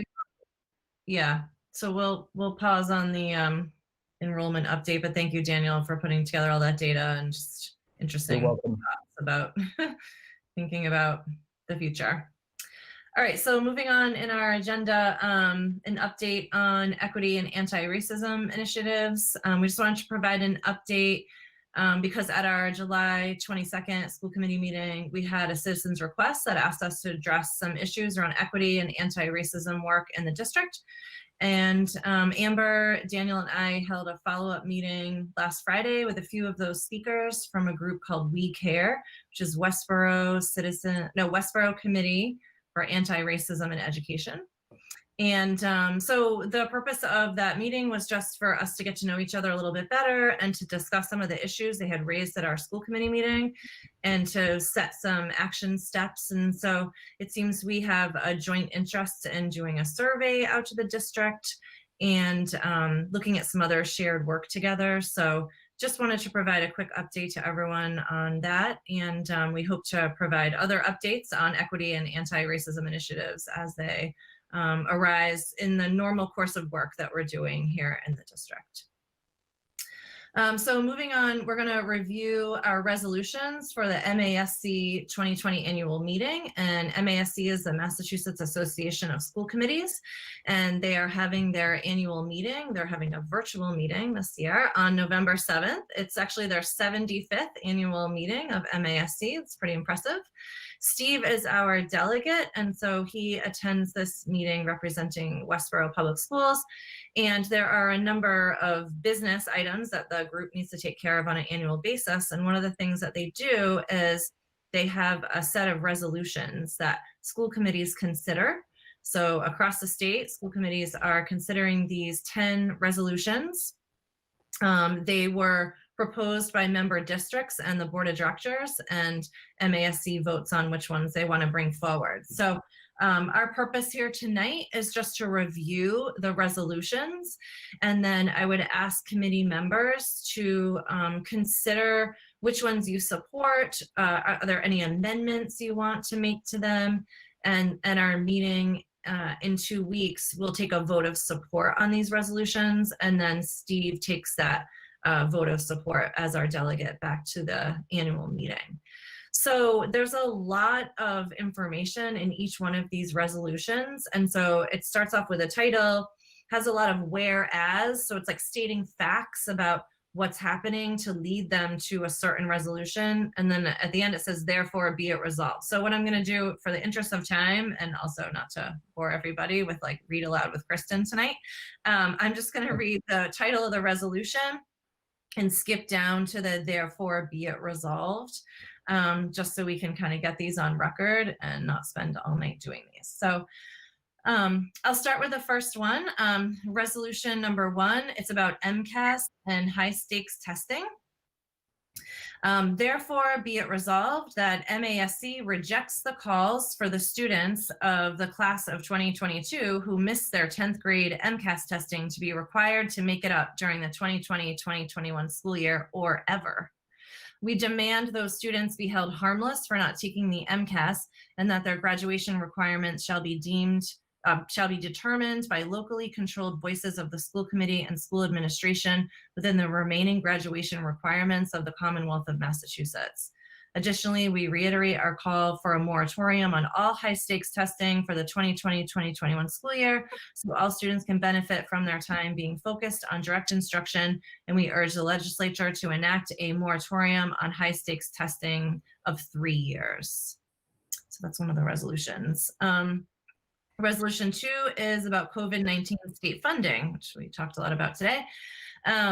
Therefore, be it resolved that the state must guarantee every school district full reimbursement for whatever COVID-19 expenses are required to follow state mandates. We must ensure a statewide school reopening that is safe, responsible, and equitable. There can be no unfunded mandates with COVID-19. Resolution 3, school committee anti-racism resolution. Therefore, be it resolved that all the school districts in the Commonwealth should guarantee that racist practices are eradicated and diversity, equity, and inclusion is embedded and practiced for our students, families, faculty, and staff. School committee members should ensure that our school culture and that of every district in the Commonwealth is anti-racist and that acknowledges that all lives cannot matter until Black lives matter. And just as a reminder, our committee has already passed resolutions on COVID-19 funding and on anti-racism. So that just kind of folds into the annual meeting and passing those as a group, MASC. Resolution 4, lowering the voting age for municipal elections. There's a lot of whereas statements here, but it leads down to, therefore, be it resolved that the sponsors call upon the Massachusetts legislature to pass the Empower Act and take other means necessary to allow cities and towns to establish a minimum voting age of 16 years for all municipal elections. And the Empower Act is from Representative Andy Vargas and Senator Harriet Chandler. They've introduced this Empower Act, which would give municipalities the ability to lower their municipal voting age on local authority. So interesting one there. Resolution 5, supporting increased federal support and stimulus funding for public K-12 education. That's also a long one. Gets down to, therefore, be it resolved that MASC align with state superintendents of schools and urge the Massachusetts congressional delegation and state legislators to advocate for and approve additional education funding for our nation's public schools through the enactment of progressive tax legislation. Resolution 6, retention of Medicaid revenue.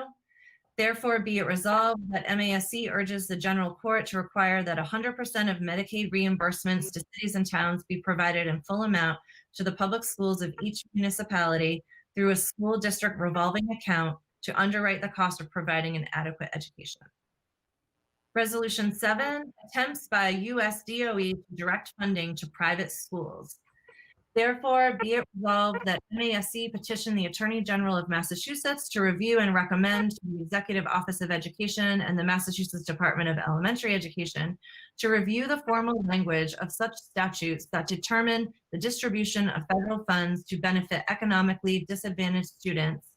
And further, that the Attorney General provide legal guidance to state agencies in Massachusetts to implement such formulas based on the actual language and legislative intent of the statute, should that be in variance with any, quote, advisory issued by the United States Secretary of Education.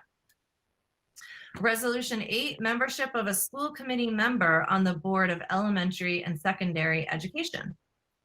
Therefore, be it resolved that MASC submit to the General Court proposed legislation that MGL Chapter 15, Section 1E be revised as follows.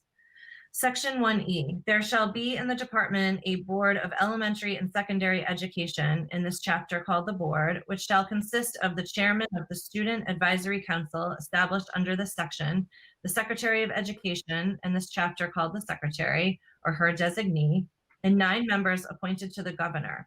The 9 members appointed by the governor shall consist of 1 representative of a labor organization selected by the governor from a list of 3 nominees provided by the Massachusetts State Labor Council, AFL-CIO, 1 representative of business or industry selected by the governor with a demonstrated commitment to education, 1 representative of parents of school children selected by the governor from a list of 3 nominees provided by the Massachusetts Parent Teachers Association, and this is the amendment. 1 representative from a school committee from a list of 3 nominees provided by the Massachusetts Association of School Committees, and 5 additional members. Resolution 9, providing equity for sexual orientation, LGBTQ+ students, teachers, and staff. Therefore, be it resolved that MASC file legislation and petition our federal legislative delegation to also file legislation, which would have the effect of adding sexual orientation and gender identity to the list of protected classes in order to provide equity and support our LGBTQ+ students, teachers, and staff, and petition our legislative delegation. And the last one, Resolution 10, relative to the monitoring of attendance of students during the pandemic. Therefore, be it resolved that MASC advocate for legislation and regulation that protect the rights of parents to withhold their children from school for reasons of their health status or health risk, and further, that MASC advocate for regulations that hold districts accountable for the attendance of students, provide appropriate exemptions for students who experience or require extended absences from school due to health-related issues or concerns due to the COVID-19 pandemic, and further, that MASC petition the Board of Elementary and Secondary Education to waive all accountability requirements regarding attendance for the 2020-2021 school year, and that such regulations exempt districts from sanctioned status on the basis of attendance when such absences are related to a public health crisis, including COVID-19. So there's a lot to dig into there, 10 resolutions, and we are going to have these on our agenda again at our next meeting in 2 weeks, and we will be voting our support for these, and also any amendments that we would like to charge Steve with to bring back to the group, to the MASC group, to see if any of them should be amended to reflect anything for our district or anyone in Massachusetts. So go ahead, Steve. To think about. Yep. In the first one, I don't like the word demand. Right? That's really not characteristic of a process like this. I would suggest we amend that word to be something that basically is not a representative process of an order, which the word demand turns out to be. I think in due consideration of the request there, it can be rephrased to allow the democratic process to occur. I also would certainly have some concerns about lowering the voting age, particularly to 16. I think we've had many experiences in the Commonwealth where we have changed eligibility dates for many things. For example, we went to 18 as a drinking age from 21. That experience in the Commonwealth was not pleasant, and the legislature changed it back. I think at one time, particularly just after the Vietnam War, we had changed the voting age to 18, and it changed as a result of that. My concern, and I think one of the examples of, if you will, considerate thinking, is the discussion we had early in this meeting, which simply is, is a 16-year-old able to weigh their own daily activities relative to the good of the public, such as meetings that put, or groups or parties, if you will, that put not only the individuals in that group at risk, but in actuality, the entire population. So I have some concerns with that one. The other ones, as you said, we've already had our own bylaws or legislative process within the school district itself changed to match many of these ideas, and so the rest of them, I think, I could support. Great, yeah, Oh. lots to think about here. It's interesting with the lowering the voting age for municipal elections. One of the whereas says, whereas in Massachusetts, 16-year-olds have been deemed able to consent to sexual intercourse, obtain a learner's permit and driver's license, get married with parental consent, work a full-time job and pay taxes, and be tried as an adult in a court of law. So I just think it's interesting how, like, I feel like that age is kind of stuck between still being like a kid and a student versus being a grown-up. We see that with 18-year-olds as well. You're an adult, but really, you might not always. Well, if you think of those, we're really not, because you can't get a learner's permit at 16, at 16 and a half. Yeah. You're not allowed to drive, if you will, other kids in your car until a later age. So, it's not exactly the emphasis that is in that whereas. Right. It's really not true. There are variations of responsibility at that age in the consideration of the legislature so far.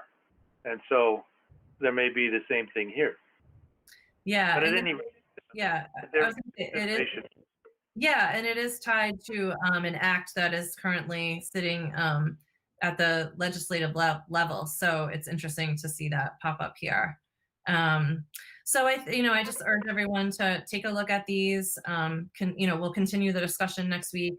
Consider anything. Where does your support lie? You don't have to support these. We definitely don't have to. The idea is that we vote and send forward either our approval or our support to them or not, or make amendments to them. So that's what. And I guess just to be clear on this, whatever the committee votes, I will bring to the MASC, irrespective of my own opinion on any of these things.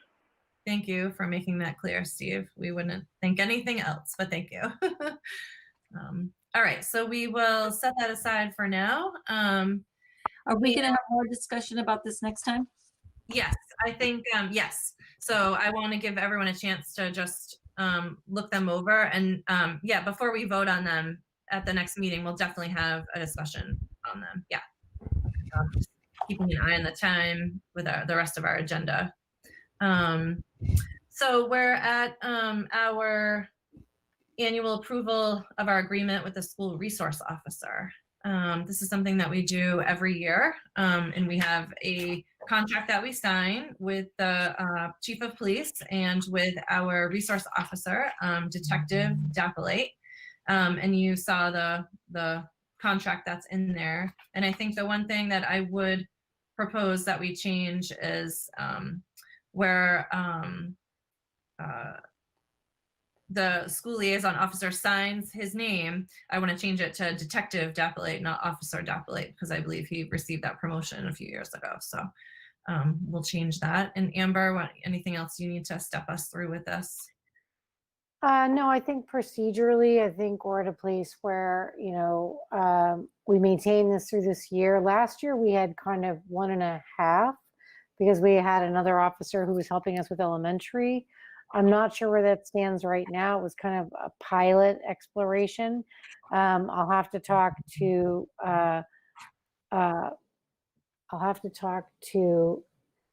Chip, but I also have to talk to Chief Laurie and see where he feels things stand.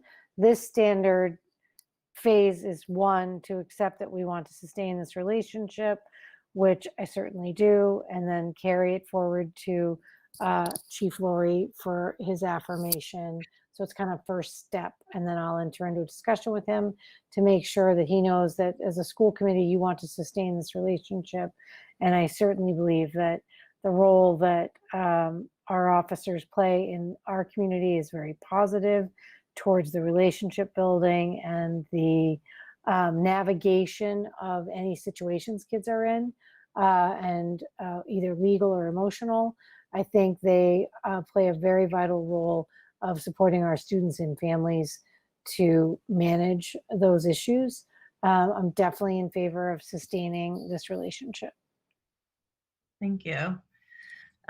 So I think I will ask for a motion to approve the agreement for the school resource officer. I make a motion to approve the agreement with the resource officer All right. As amended, as amended. Thank you. Is there a second? I'll second. Thank you, Steve. Any discussion? So it has come to, since this was on the agenda, I did receive a question about what does the resource officer do? Like, what are the duties and whether they wear a uniform and how often are they in different schools? So that was asked of me after I saw it on the agenda. And I thought maybe if you could just give a brief overview of. Sure. It depends on which officers we have on site. Any officers, if they're a detective, detectives are plain clothes. So Officer Dappelate, Detective Dappelate comes in plain clothes. He doesn't always. Sometimes he's in his dress blues, but typically is in street dress. Our other officers who've been on site with us are in uniform. One of the important roles they play is to normalize that and to demonstrate the relationship building that can happen in that position of authority in a way that is comfortable for students. And I think that's one of the important reasons why they actually do come in uniform. They rotate through school sites to provide wellness lessons, to interact with students about understanding their opportunity to ask about what do police officers do in our community? What do you want to know about Westborough? They do some of that. They are visible. They also do safety-based work to support us for on-call support for traffic issues at the school. For example, right now with the campus being more open, with everybody being outside and some of our doors being open and closed more, Officer Dappelite is moving frequently around the perimeter of the school just to make sure that we feel like, well, the campus feels a little more open, that we're just monitoring informally the coming and going of people from off campus. So he's then available for that. They do residency work with us. They do truancy work with us. They do special case assignment for students who, young adults who have had issues with the law where they might need support.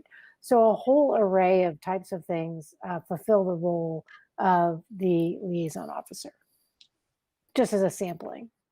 Yep.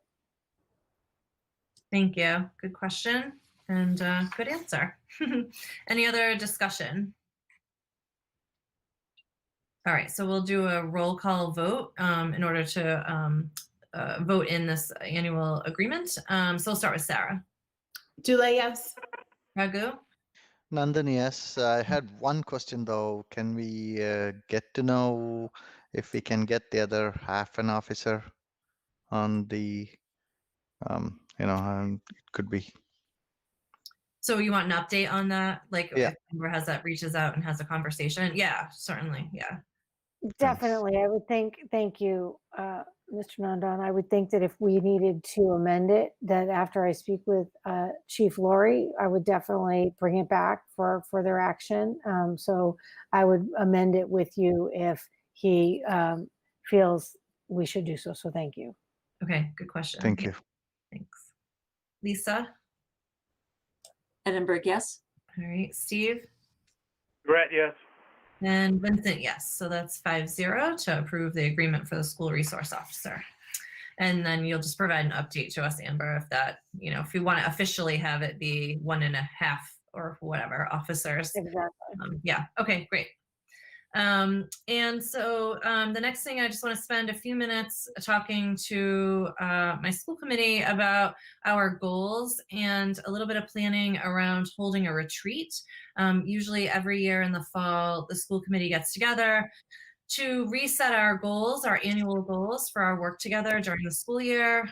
We have a retreat so we can spend some time more than just, you know, a couple hours every other Wednesday night together to do some strategic planning and to do some training. So I just want to get us thinking about resetting our goals. We don't need to make any decisions about that now, or really even have a discussion about it at this point. I just want to give you, basically I'm giving you some homework to think about our school committee goals.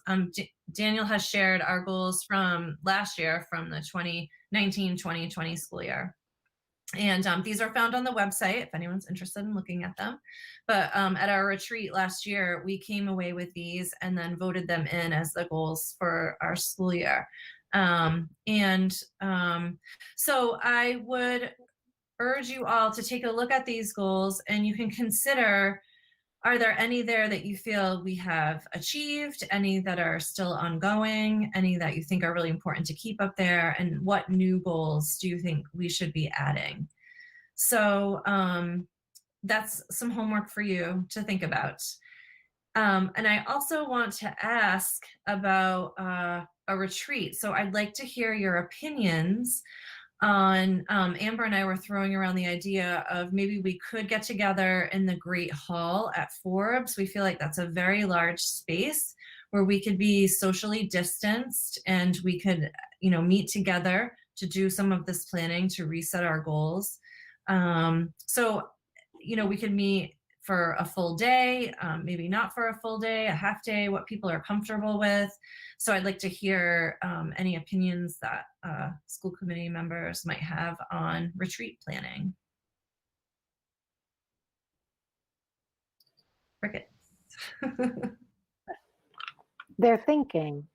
You know, I would feel comfortable meeting in that way. I feel like I haven't seen you guys in person for a very long time, so I would definitely welcome that. I would love to get within 6 feet of any of you. So I would be up for that. I'm fully flexible with moving or whatever. We can figure that out as we always do. But yeah, I think that's a good idea. I concur too. I haven't met any of you for a while. Yeah. This has been hard. Well, I'm number 3 in that list. You know, currently what's going on in the Forbes building for the public is you sign in, wear your mask, you go up and deal with whoever you got to deal with, you know, within 6 feet or better. But I mean, now we are having, you know, face-to-face, granted be a distance, to do town business. And I think it is important that we get together again, so that we get the opportunity, I guess, to investigate these various ideas that we've done in past retreats, and have enough time to think about them, rather than doing like we're doing tonight, you know, 20 different things, and going through it for the opportunity of addressing these things. But, you know, for planning and what we do going forward in the year, I really do think it's a necessity that we actually be together, so that we can deal with many discussions at length as needed, in order to come to a group conclusion, which historically has been nearly unanimous, if it hasn't been unanimous. And it's because we work through issues from each individual to come to a consensus. And I think that's important, and you really need to do it in the same room as others. So that's my thought. Thanks. Lisa, did you have anything you wanted to add? I mean, I am all for, I think the retreat is really beneficial for the connection between our, you know, each other and our committee. It creates such a better sense of, you know, it helps the whole process for the rest of the year. And of course, to set up goals for the year is, you know, really important for, it just makes us a better committee, and it allows the whole process to work smoothly. But I guess in terms of meeting in person, I think that's really necessary anyway. I'm someone who really believes that we've got to get there. I know that the open meeting law has prevented us from having our regular meetings in that format. But Great Hall is big, and you know, the risk of it being overwhelmed by too many people to prevent us from meeting, I think becomes slimmer and slimmer. And so, you know, I'm in favor of certainly meeting in retreat, but also in the future, And that's a decision that I think all the town committees are going to have to make at some point. So, Yep. Yeah. Certainly to support you. Daniel and I we did a distance leadership meeting, and then we did a distance onboarding for like a kind of a hybrid model for our new faculty. I think it was gratifying to have that opportunity. Certainly, if you select some dates, that if Kristen works with you to find a date and she can get that pulled together, she and I could meet to look at the list of, the things you want to cover. And I think to Steve's point, one of the things I like about our retreat is when we get an opportunity to focus on some core details without covering too much, and you get the in-depth conversation. So I appreciate that Kristen's putting the goals in front of you to think about, and then, come back to be able to work on them. So that would be good. Yeah, and Amber, I'll work with you on some dates, because I know it's hard for you and Daniel and Irene to take a whole day out of the office. And so I can work with you on some days that you feel could work well just overall in the district. And then I can work with the committee and all our busy lives and try to see where the stars align. Definitely. Okay, that sounds good. Okay, so just one more thing to finish up, which is an update regarding November fall town meeting. So just a couple pieces on this, a very short update. They moved because of just needing more time to manage our planning and to understand where the town was fiscally, the selectmen had decided that they wanted to move the fall town meeting till November post-election, when they could really stage it appropriately. Of course, they have a special town meeting for just like 3 small, very targeted articles coming up on the 29th next week. That's for that a purchase of property and some very specified needs. But then this is the annual fall town meeting, or the special fall town meeting, as we call it annually. And it has 16 articles, I believe. And right now, I just wanted to share the draft warrant as it's evolving. I just want to update you that I think there's a discussion of whether or not they might shift that day because it's Diwali. And I believe that they looked at November 14th. I think Christy and I got a message today that they were looking at shifting it off of that day. So it would be maybe the 9th or the 10th. They're looking at that right now. I think you should hold the 9th in your calendar, and then we'll wait for action from the selectmen. I wanted to just note to you that this will be not a stressful meeting for us in terms of preparation, because we have one article.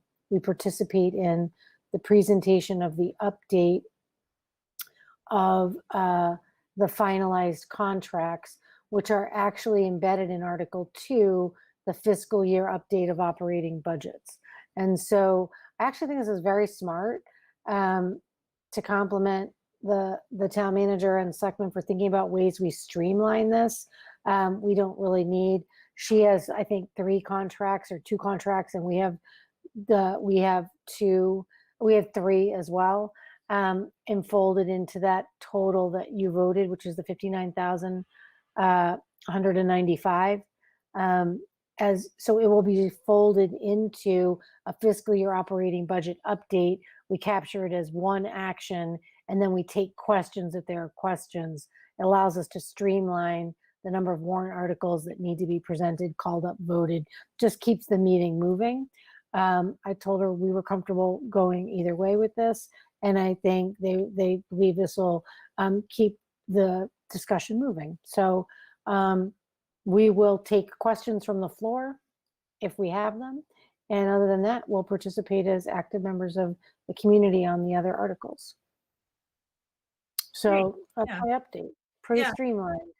Yeah, that sounds good. And I remember at our last meeting, we weren't sure how that was going to be brought forward at town meeting, but it makes sense to fold it into other town contract budget updates. And yeah, that sounds good. Yeah, I think it's nice to see kind of certain pieces being updated thoughtfully, and then just the collaboration. I just want to provide shout out to, again, working with the town manager and selectmen and Christie's department in terms of just, the collaboration's great. So yeah, it's really good. That's my update. I would say hold the 9th, and we'll listen for action from the selectmen.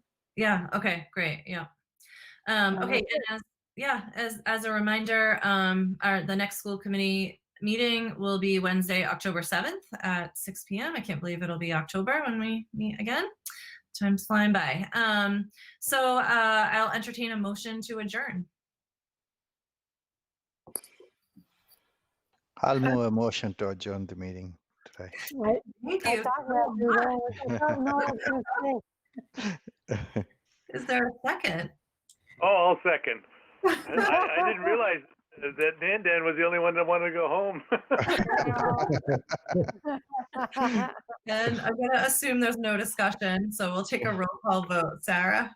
Dulé, yes. Raghu? Nandan, yes. Lisa? Edinburgh, yes. Steve? Thank you.